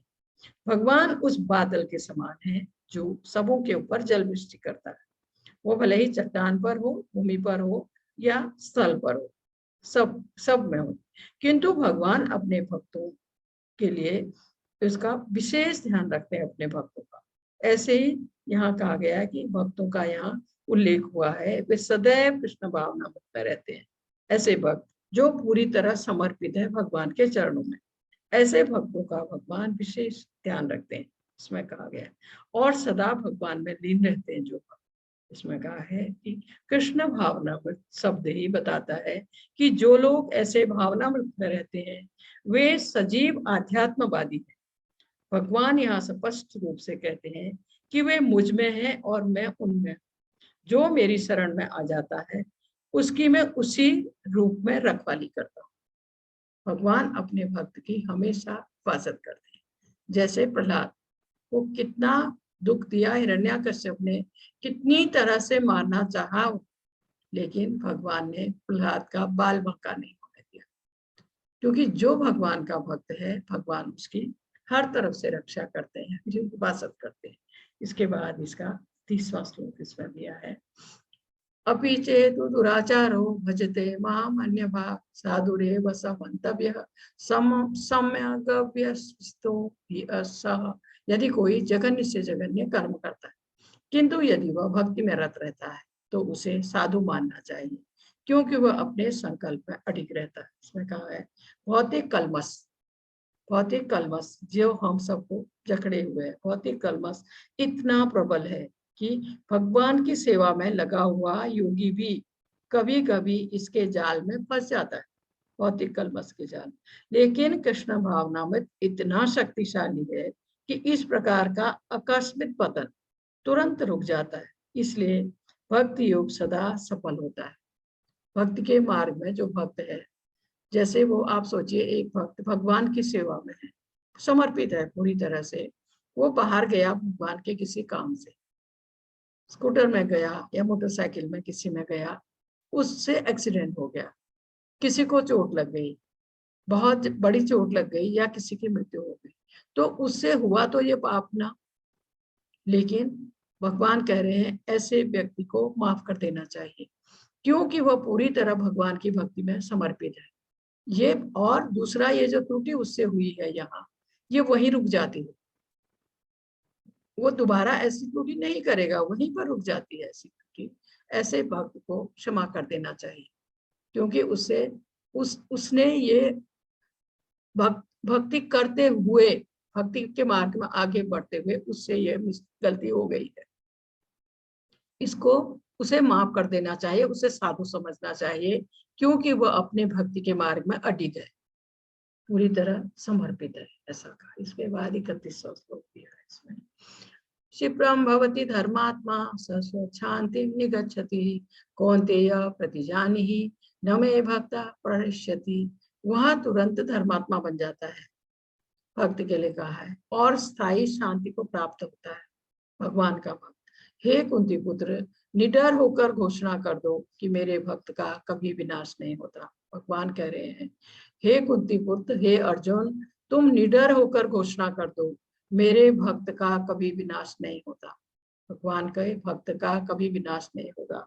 इसके जो प्रत्यक्ष उदाहरण है ये यहाँ पर प्रहलाद महाराज को हिरण्याकश्यप ने कितनी बुरी तरह से मारना चाहा, लेकिन ये कभी इनको नहीं कष्ट पहुंचा पाया। हिरण्याकश्यप ने ब्रह्मा जी की तपस्या की थी बहुत समय तक, और ब्रह्मा जी से ऐसा वर मांगा जिससे वो अमर हो जाए, उसे कोई नहीं मार पाएगा, इस तरह से उसने वर मांगा जैसे मुझे न मनुष्य मार पाए, न जानवर, न सुबह न शाम, न दिन में न रात को, न हाथ से न हथियार से। तो इस तरह से उसने, और ब्रह्मा जी ने उसको वर दे दिया। इस कारण से ब्रह्मा जी के वचन की भी लाज रहे और उस दुष्ट का वध भी हो जाए, इसलिए भगवान को नरसिंह रूप में आना पड़ा। न मनुष्य न पशु उसने कहा था, इसलिए भगवान नरसिंह रूप में आए।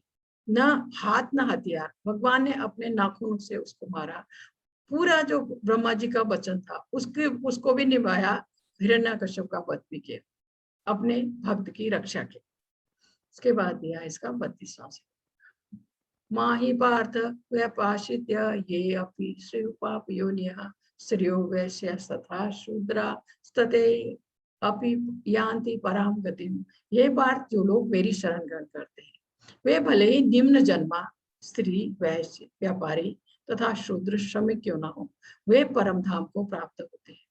भगवान की भक्ति करने के लिए कोई बंदिश कहीं पर नहीं है, कहीं पर भी नहीं है। जैसे इसमें कहा है निम्न जन्मा स्त्री, जैसे पुरुषों में होता है ना कि वो चांडाल की योनि सबसे नीची मानी गई है, इसी तरह से नीची योनि में जो स्त्री है वो भी, और व्यापारी, शूद्र, श्रमिक, कोई भी है वो भगवान की भक्ति करके भगवत धाम पहुंच सकता है, भगवत धाम पहुंचने का अधिकारी है, बशर्ते वो समर्पित हो भगवान के चरणों में और पूरी तरह से भगवान की भक्ति करे। तब इसमें कहा है सभी परम धाम के अधिकारी हैं, सब परम धाम के अधिकारी हैं। भागवत में कहा गया है कि अधम योनि चांडाल भी शुद्ध भक्त के संसर्ग से शुद्ध हो जाते हैं। शुद्ध भक्त की शरण ग्रहण करके सामान्य से सामान्य व्यक्ति शुद्ध हो सकता है। प्रकृति के गुणों के अनुसार ब्राह्मण, क्षत्रिय, वैश्य, शूद्र कहा जाता है। इनसे भी निम्न पुरुष चांडाल कहलाते हैं और ये पापी कुलों में जन्म लेते हैं। सामान्य रूप में उच्च कुल वाले इन निम्न कुल वालों के साथ संगति नहीं करते हैं, किंतु भक्ति योग इतना प्रबल है कि भगवत भक्त समस्त निम्न कुल वाले व्यक्तियों को जीवन की परम सिद्धि प्राप्त करा सकते हैं। कौन? भगवान के भक्त। तो कोई भी भगवत भक्ति करके या भक्तों की सहायता से भगवत धाम जा सकता है। कोई भी भगवान की भक्ति कर सकता है, कोई भी पूरी तरह भगवान को अपने को समर्पित कर सकता है, इसमें कोई बंधन कहीं नहीं। इसके बाद इसका 34वां श्लोक दिया है, मन मनावा मत भक्तो मदयाजीमा नमस्कुरु मामे वैश्य कौंती युक्तेव मात्मान मत पारायणा। अपने मन को मेरे नित्य चिंतन में लगाओ। भगवान कह रहे हैं अपने मन को मेरे नित्य भगवान का चिंतन करो, हमेशा अपने मन में मेरे भक्त बनो, भगवान के भक्त बनो, मुझे नमस्कार करो और भगवान को दंडवत प्रणाम करो, मेरी ही पूजा करो, भगवान की पूजा करो। इस प्रकार मुझ में पूर्णतया तल्लीन होने पर तुम निश्चित रूप से मुझको प्राप्त होगे, निश्चित रूप से अंत में तुम भगवत धाम जाओगे। इस प्रकार भौतिक जगत से छुटकारा पाने का एकमात्र साधन कृष्ण भावना होता है। अगर हमें इस भौतिक बंधन से निकलना है तो इसका एकमात्र उपाय भगवत भक्ति। कृष्ण कोई सामान्य मनुष्य नहीं, वे परमेश्वर हैं। भगवान कृष्ण में तथा उनके शरीर में कोई अंतर नहीं। मनुष्य को चाहिए कि भक्तिमय प्रेम में उनका चिंतन करे, यही भक्ति है। उसे चाहिए कि वह निरंतर कृष्ण तत्व का अनुशीलन करे। वह उपयुक्त अनुशीलन क्या है? यह प्रमाणिक गुरु के से सीखना है। कृष्ण भगवान है, सच्चिदानंद स्वरूप है। मनुष्य को कृष्ण के आदि रूप में मन को स्थिर करना चाहिए। भगवान की पूजा के लिए भारत में कई मंदिर हैं, वहां जाकर अभ्यास कर सकते हैं, क्योंकि भक्ति के मार्ग में आगे बढ़ने में भक्तों का साथ बहुत सहायता करता है।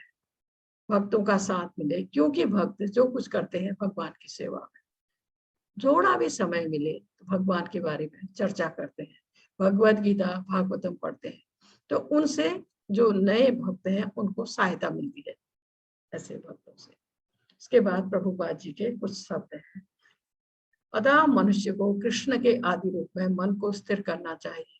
उसे अपने मन में यह दृढ़ विश्वास करके पूजा करने में प्रवृत्त होना चाहिए कि कृष्ण ही परम है। कृष्ण की पूजा के लिए भारत में हजारों मंदिर हैं जहां पर भक्ति का अभ्यास किया जाता है। जब ऐसा अभ्यास हो रहा हो तो मनुष्य को चाहिए कि कृष्ण को नमस्कार करे, उसे अर्च विग्रह के समक्ष नतमस्तक होकर मनसा वाचा कर्मणा हर प्रकार से प्रवृत्त होना चाहिए। इससे वह कृष्ण भाव में पूर्णतया तल्लीन हो सकेगा, इससे वह कृष्ण लोक को जा सकेगा। उसे चाहे कि कपटी भाष्यकारों के बहकावे में ना आए, उसे श्रवण कीर्तन आदि नवधा भक्ति में प्रवृत्त होना चाहिए। शुद्ध भक्ति मानव समाज की चरम उपलब्धि है। हरे कृष्णा माता जी, हरे कृष्णा। हरे कृष्ण माता जी। हरे कृष्णा जी। माता जी अगर कोई क्वेश्चन है तो भेजिए। जी माता जी।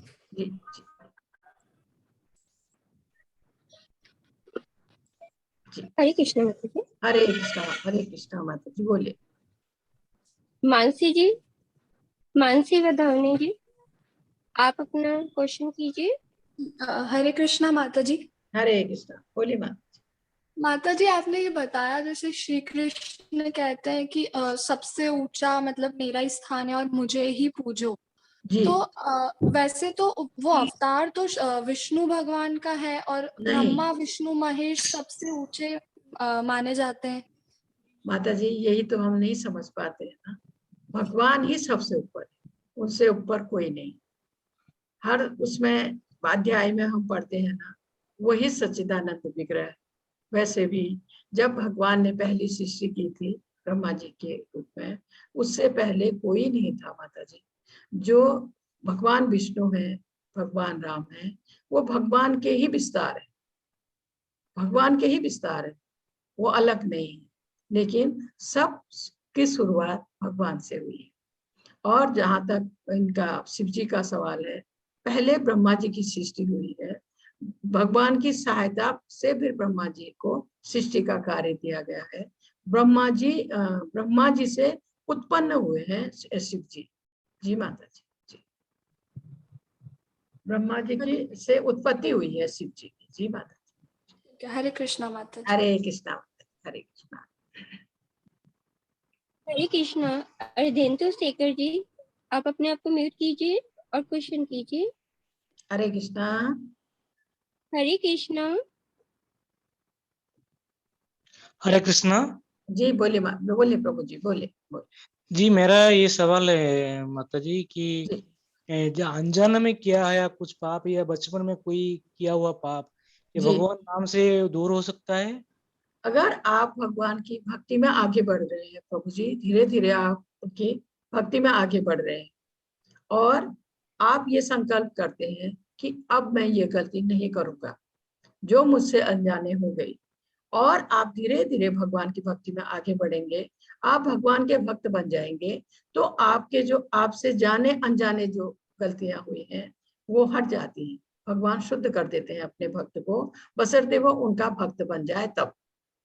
जी प्रभु जी। जी जी और एक सवाल है, बोलिए। मेरे घर में जैसे कि बहुत सारा भगवान का ये है, जैसे हमारा गणेश जी है, तिरुपति बालाजी है, जगन्नाथ जी जी जी है, जी ये हनुमान जी है, माता लक्ष्मी है, तो जी ये सब जो पूजा मैं करता हूँ कैसे जी। शुरुआत करना चाहिए? ये सबका तो करना जरूरी है कि ओनली भगवान कृष्ण का ही नाम? प्रभु जी इसको राम दरबार कहते हैं, जहाँ हम सबको रखते हैं ना घर में। राम दरबार ये आपके यहाँ नहीं, ज्यादातर लोग ऐसे ही रखते हैं। इसमें आप एक काम कीजिए, पहले तो उसमें जो भगवान विष्णु है, भगवान राम है, भगवान कृष्ण है, अगर इन तीनों में से किसी की मूर्ति है तो उनको और उनसे थोड़ा ऊंचा स्थान दीजिए, उनको उनका स्थान थोड़ा और उनसे ऊंचा कर दीजिए, क्योंकि जी भगवान का स्थान देवताओं से ऊंचा है। भगवान को देवताओं के बराबर में नहीं रखना चाहिए, ठीक है।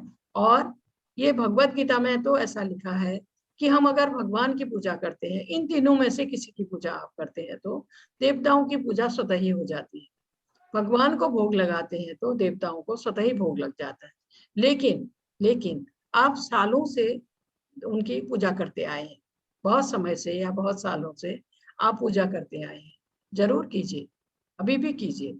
उससे पहले सबसे पहले आप भगवान की पूजा कीजिए, फिर उनकी पूजा कीजिए। जी प्रभु जी। जी जी जी हरे धन्यवाद। कृष्ण, हरे कृष्णा प्रभु, हरे कृष्ण। हरे कृष्णा। पवन प्रभु जी, आप क्वेश्चन कीजिए अपना। हरे कृष्ण हरे माता जी। कृष्ण। हरे कृष्णा प्रभु जी, बोलिए। हाँ माता जी, मुझे चर और अक्षर का मतलब जानना था। प्रभु जी चर वो होते हैं जो चल सकते हैं, चलायमान। जी अचर जैसे पेड़ पौधे जो चल नहीं सकते। जी चर माता और अचर, चला जो चलता है चल पाता है वो चर है, जो नहीं चल पाता है वो अचर है। जी प्रभु जी। जी माता जी, हरे कृष्ण। हरे कृष्णा प्रभु, हरे कृष्ण। हरे कृष्णा। पूनम माता जी, आप अपना क्वेश्चन कीजिए। हरे कृष्णा। हरे कृष्णा। पूनम माता जी, लाइन हरे पे है। कृष्णा। हरे हरे कृष्णा माता जी। बोलिए बोलिए।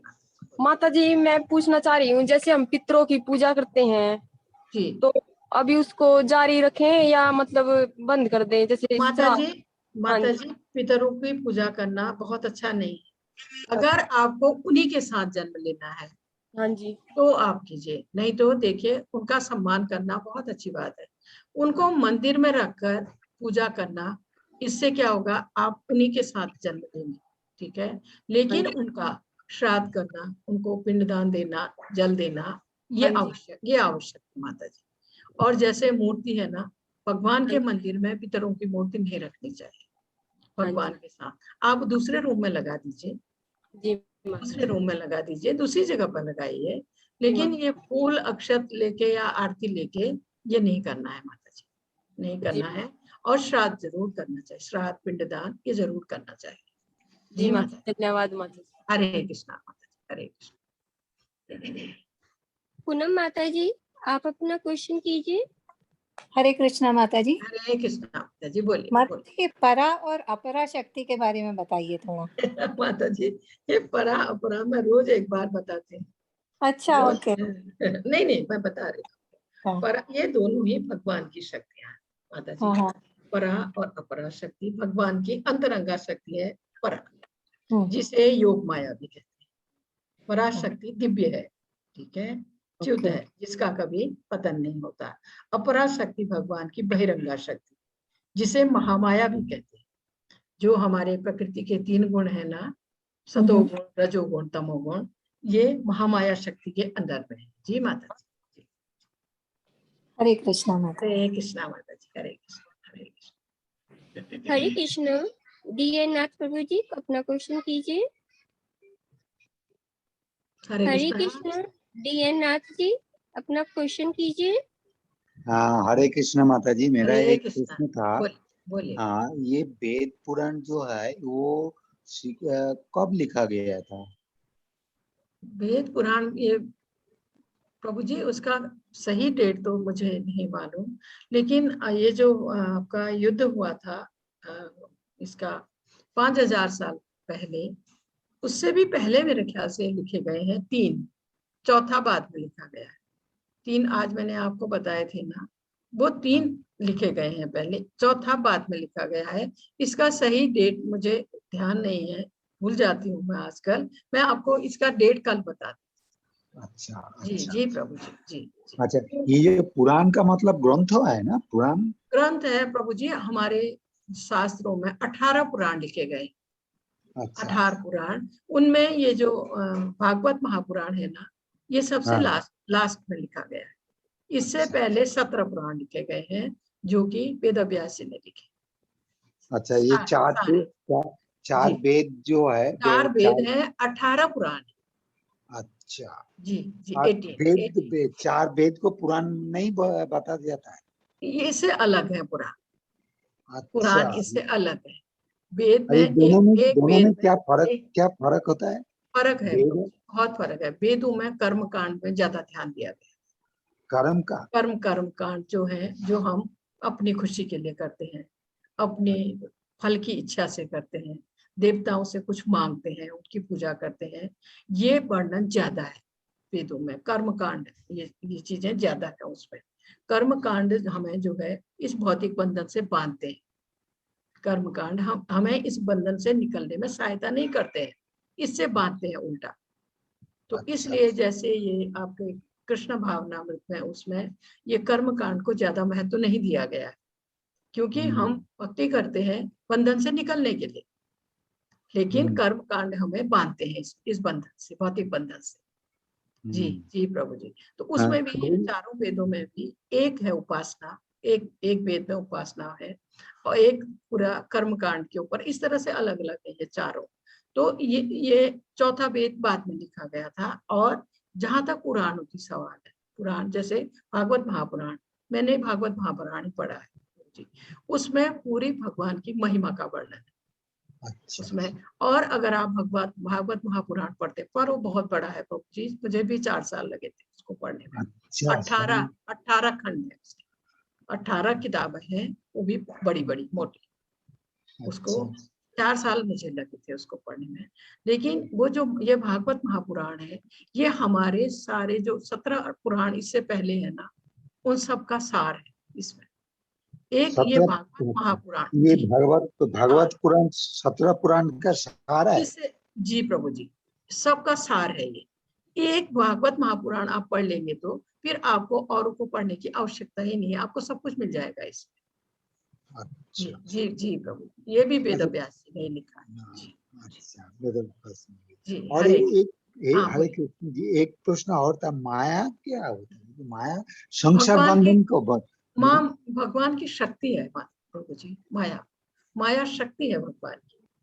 माया जो भगवान की शक्ति है, माया शक्ति, अंतरंगा शक्ति है भगवान की, इसमें कहा गया। ये संसार का बंधन को माया नहीं कहता ना?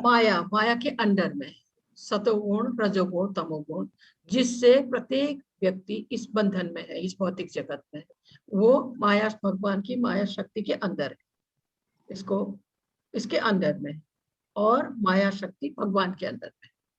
जी जी प्रभु जी। जी हरे कृष्णा, हरे कृष्णा, हरे कृष्णा प्रभु जी। हरे कृष्णा। चंद्रांशु प्रभु जी अपना क्वेश्चन कीजिए। हरे हरे कृष्णा। कृष्णा माता जी। हरे कृष्णा, बोलिए बोलिए। माता जी, मेरा सवाल था कि आप बोलते हैं कि भगवान श्री कृष्ण सबसे ऊपर है और उनसे ब्रह्मा जी की उत्पत्ति हुई है, उत्पत्ति नहीं प्रभु जी, उनसे नहीं हुई, उनसे नहीं हुई। उन्होंने उनको एक कमल के फूल में वो उनकी पहली सृष्टि की उन्होंने।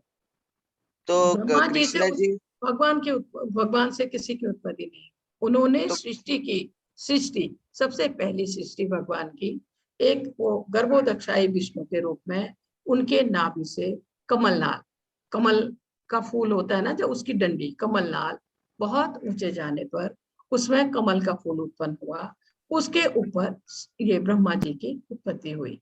और ब्रह्मा जी ने फिर तपस्या की उस समय, उसके बाद उनको सृष्टि का काम दिया गया जो भगवान की सहायता से। हाँ, शिव जी की उत्पत्ति ब्रह्मा जी से हुई, उनके यहाँ से भौं से। ये तो आंखों की माता जी कृष्ण भगवान कहाँ से आए? भगवान तो भगवान है, वही सबसे पहले है, आदि अनंत। वो कहाँ से, और उनके पहले क्या था? भगवान है, वो कुछ नहीं था, कुछ भी नहीं था, कोई सृष्टि नहीं थी, न सूर्य न चंद्र, कुछ भी नहीं था प्रभु जी। वो सबसे पहले आए, पहली सृष्टि जो उन्होंने की ब्रह्मा जी की, उसके बाद ये सब सृष्टि रची गई। पहली सृष्टि ब्रह्मा है जी प्रभु जी, कुछ भी नहीं था भगवान के सिवा। कैसे आए वो पता नहीं क्या? क्या भगवान है प्रभु जी, वो तो भगवान है ना, वो तो हमेशा से है, हमेशा रहे। ठीक है, ठीक है जी प्रभु जी। हरे कृष्ण माता जी। हरे कृष्ण, हरे कृष्ण। हरे कृष्णा। सौरभी शर्मा जी, आप अपना क्वेश्चन कीजिए। सौरभी शर्मा। हरे कृष्णा माता जी। जी माता जी बोलिए। मेरे आपसे कुछ प्रश्न थे। तो पहला प्रश्न ये था, आपने कहा कि भगवान ने चाहा तो कोई पत्ता भी नहीं हिल सकता हमारे संसार में। तो माता जी वो अधर्म को क्यों कभी अधर्म को, मतलब जैसे वो कोई काम करने अधर्म की तरफ काम बढ़ता है करने के लिए, तो उसे तभी क्यों नहीं रोक देते भगवान? नहीं, वो नहीं रोकते माता जी, वो जबकि साक्षी है। जो भी हम अच्छा बुरा करते हैं ना पूरी जिंदगी में, वो सारा नोट कर रहे हैं। वो हमारे आत्मा के साथ प्रत्येक प्राणी मात्र के अंदर स्थित है। भगवान स्थित हैं, खड़े हैं, देख रहे हैं हम क्या कर रहे हैं, नोट कर रहे हैं, क्योंकि उसी के अनुसार हमें अगला जीवन मिलेगा, अगला शरीर मिलेगा, अगला सब कुछ मिलेगा। इसलिए वो साक्षी है हमारे कर्मों के, गवाह है, खड़े हैं, लेकिन वो रोकेंगे नहीं, क्योंकि आत्मा को कर्म करने के लिए स्वतंत्र छोड़ दिया गया है, स्वतंत्र है वो, इसलिए वो रोकेंगे नहीं। और जो कुछ भी हमें यहाँ मिलता है या मिल रहा है, मान लीजिए हम सुखी हैं या दुखी हैं, या हमारे पास बहुत कुछ है या गरीब, ये सारा कुछ जो हमें मिल रहा है ये हमारे द्वारा किए गए कर्मों के अनुसार, और इसमें कोई दूसरा दोषी नहीं है माता जी। अगर कोई हमारे साथ गलत कर रहा है तो वो हम अपने द्वारा किए गए कर्मों का भोग कर रहे हैं, उसके लिए दूसरा दोषी नहीं है। ये चीज जब व्यक्ति को समझ आ जाती है ना, तो फिर वो दूसरे को दोषी नहीं मानता है, दूसरे के लिए नाराज नहीं होता है, दूसरे को कष्ट देने के लिए नहीं सोचता है। ये समझने की बात है कि जो हमें मिल रहा है हमारे कर्मों के अनुसार, और जो हमें नहीं मिल रहा है वो भी हमारे कर्मों के अनुसार। ये बात अगर हमारी समझ आ जाए तो फिर जैसे हम कहते हैं ना, वो व्यक्ति बुरा है, वो मेरे लिए बुरा कर रहा है, या वो दूसरे के लिए बुरा कर रहा है, वो गलत है, तो तब ये बात रहेगी ही नहीं माता जी। जब हम ये समझ जाएंगे कि हमारे साथ जो हो रहा है हमारे कर्मों का भोग कर रहे हैं, हम पिछले जन्म में जो करके आए हैं। जी माता जी, जी बोलिए बोलिए जी। हरे कृष्णा जी। हरे कृष्णा। अश्विनी प्रभु जी अपना क्वेश्चन कीजिए। हरे कृष्णा। अश्विनी प्रभु जी अपना क्वेश्चन कीजिए। हरे कृष्णा बोलिए। हरे कृष्णा माता जी। जी जी बोलिए। मुझे ये बात पूछनी थी कि भगवान राम और भगवान विट्ठल जी है, ये तो विष्णु के ही अवतार है, बराबर? जी माता जी। तो जो कोई भी उनकी पूजा करता है तो उन्हें भी मोक्ष मिलता है? माता जी, आप अगर भगवान विष्णु की पूजा करती हैं, भगवान राम की पूजा करती हैं, या भगवान कृष्ण की, अगर आप उनके अनन्य भक्त बन जाती हैं तो कोई अंतर ही नहीं है माता जी इन तीनों में। जिसकी भक्ति करना आपको पसंद है उसकी कीजिए, लेकिन हाँ बहुत पूरी तरह से। ये नहीं कि हमने एक माला कर दी और दिया जला दिया भक्ति हो गई, ऐसे नहीं।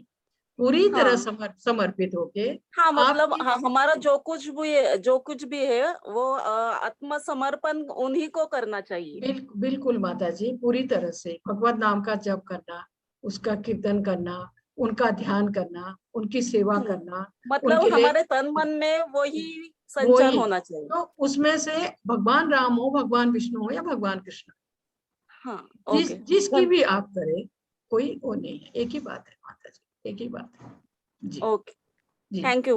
हरे कृष्ण, हरे कृष्ण। हरे कृष्ण। हरे कृष्णा।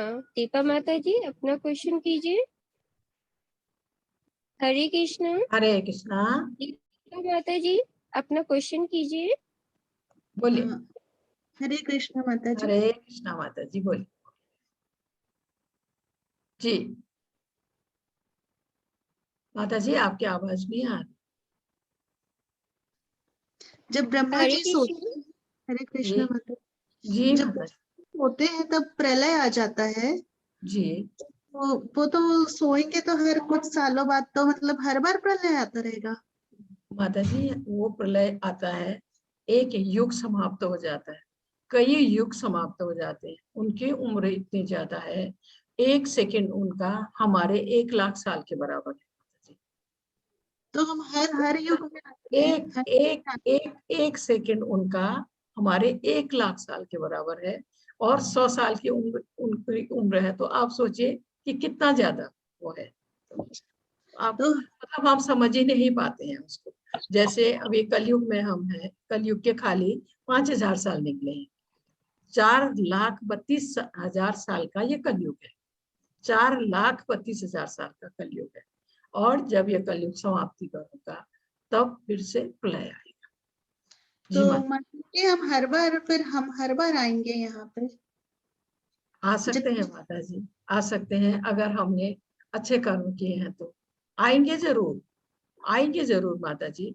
लेकिन मनुष्य शरीर में ही आएंगे, मनुष्य योनि में ये तब होगा जब हमने अच्छे कर्म किए होंगे या भगवत भक्ति की होगी, तब हो सकता है हमें अगला शरीर मनुष्य का मिल जाए।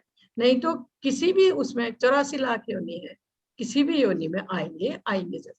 वो हमें जो शरीर मिलेगा वो हमारे कर्मों के अनुसार मिलेगा, जैसे कर्म हमने किए होंगे उसके अनुसार हमें शरीर मिलेगा माता जी। जी और माता जी आपने कहा था कि वृंदावन गोलोक धाम, तो वो ये जो वृंदावन भारत में है उसकी बात है कि वो कोई दूसरा नहीं, है?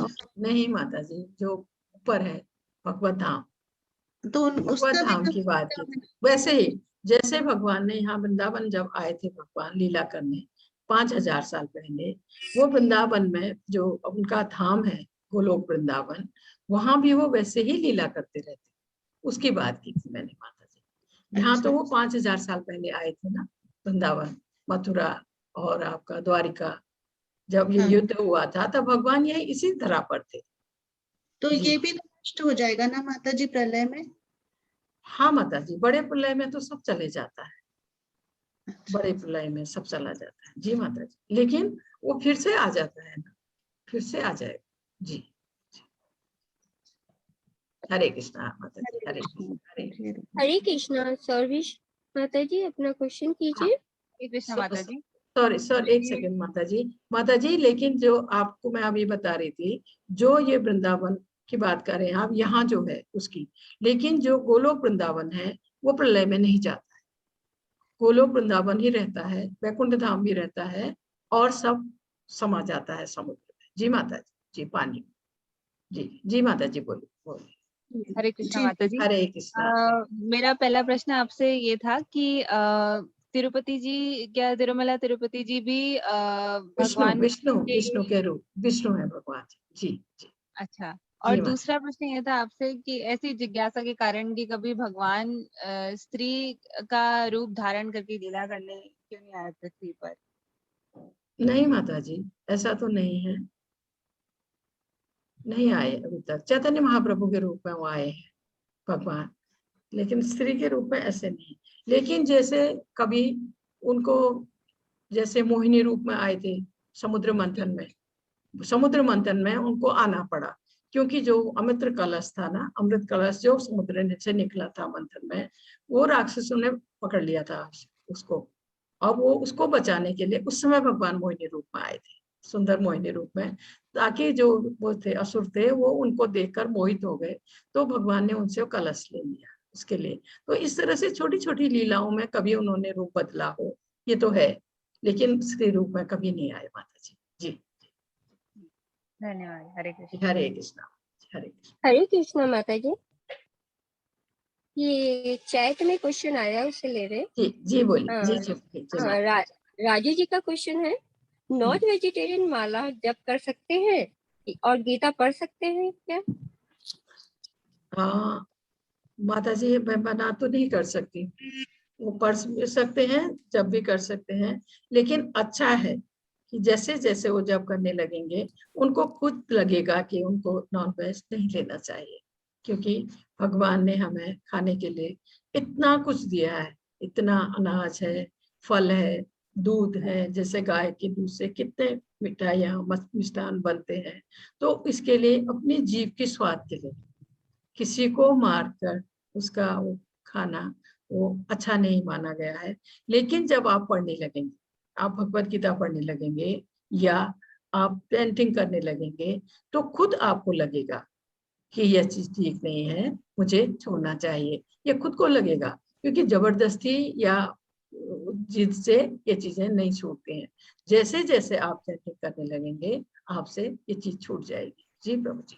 जी जी माता जी। हरे कृष्णा माता जी। एक हरे क्वेश्चन है जी। आराध्या आराध्या हरे जी, हरे आप कृष्णा जी। जी हरे जी। कृष्णा माता जी। मेरा एक जिज्ञासावश क्वेश्चन था कि राधा जी लक्ष्मी जी हैं? जी राधा जी और लक्ष्मी जी दोनों एक ही माता हैं? जी उनको, राधा जी को लक्ष्मी का ही रूप मानते हैं, वही उसके राधा रानी के रूप में आई थी, ऐसा। जी। जी। और दूसरा एक और प्रश्न था कि जैसे कई लोग असमय मृत्यु हो जाती है तो उनका पुनर्जन्म होता है, जैसे कई मैंने ऐसे सुने हैं केसेस कि उनको अपने 3 जन्मों का याद है और वो अपने घर भी ले जाते हैं ऐसे, तो क्या ये पॉसिबल है जैसे आप बता रहे हैं? ये मुश्किल है, क्योंकि जब हमारी जो याददाश्त है ना वो इस शरीर के साथ में ही खत्म हो जाती है। ऐसा सुनाई देता है न्यूज में भी कभी ऐसा, लेकिन ये लगता नहीं है, सच नहीं लगता है। नहीं, लेकिन ये मेरे नजदीक स्मृति नहीं रहती, स्मृति नहीं रहती है, ऐसा कहते हैं। जी वही, क्योंकि जैसे आप बता रहे हैं कि मनुष्य जीवन हर बार नहीं मिलता है। जी। तो माता जी उसके लिए अगर आप सही उस पर है, सही रास्ते पर है, आप सही मतलब अच्छे कर्म आप कर रहे हैं, या आपने भगवत भक्ति शुरू की है, आप भक्ति की राह में आगे बढ़ रहे हैं और पूरा नहीं कर पाए हैं उसको, लेकिन कर रहे हैं पूरे उससे, तो हो सकता है आपको मनुष्य शरीर मिले। क्योंकि ऐसा होता है जब जो भी व्यक्ति पूरी तरह से भगवत भक्ति में समर्पण होता है, अगर वो पूरा नहीं कर पाता है तो उसको भगवान मौका देते हैं दोबारा मनुष्य शरीर में, और उसको धनवान कुल में या ब्राह्मण परिवार में जन्म देते हैं, ताकि वो अपनी भक्ति पूरी कर सके। भगवान खुद उसको जहाँ छूटे वहीं से पूरा कर सके। जी। तो उसको खुद वो रियलाइज कराते हैं कि उसने जो पिछले जन्म में भक्ति करी थी उसको आगे बढ़ाना है, नहीं क्योंकि उसको तो याद नहीं होगा। ऐसे नहीं कराएंगे, लेकिन वो उसको उनको मौका देंगे। जैसे आप किसी धनवान परिवार में गए या आप किसी ब्राह्मण के परिवार, जैसे आपको ब्राह्मण का परिवार मिला तो आपको पता है वहां भक्ति ही जरूर होगी, क्योंकि ब्राह्मण तो भक्ति करते हैं ना। ऐसा परिवार आपको देंगे जहां आप अपनी भक्ति वहां शुरू से नहीं करनी है माता जी, आपको जहां छूट गई थी आपसे वहीं से आगे करने का आपको मौका देंगे। ऐसी आपको बुद्धि देंगे, ऐसी आपको बुद्धि देंगे कि आप वहीं से आगे बढ़े। जी माता जी। हरे कृष्णा माता जी। सारे प्रश्न तो हो गए। जी जी माता जी। जी जी। हरे कृष्णा माता जी। बहुत बहुत बहुत धन्यवाद आप सबका, इतना मुझे समय देने के लिए बहुत बहुत धन्यवाद माता जी। हरे कृष्णा। हरे कृष्णा माता जी। हरे कृष्णा। कल मिलते हैं, ठीक है। जी माता।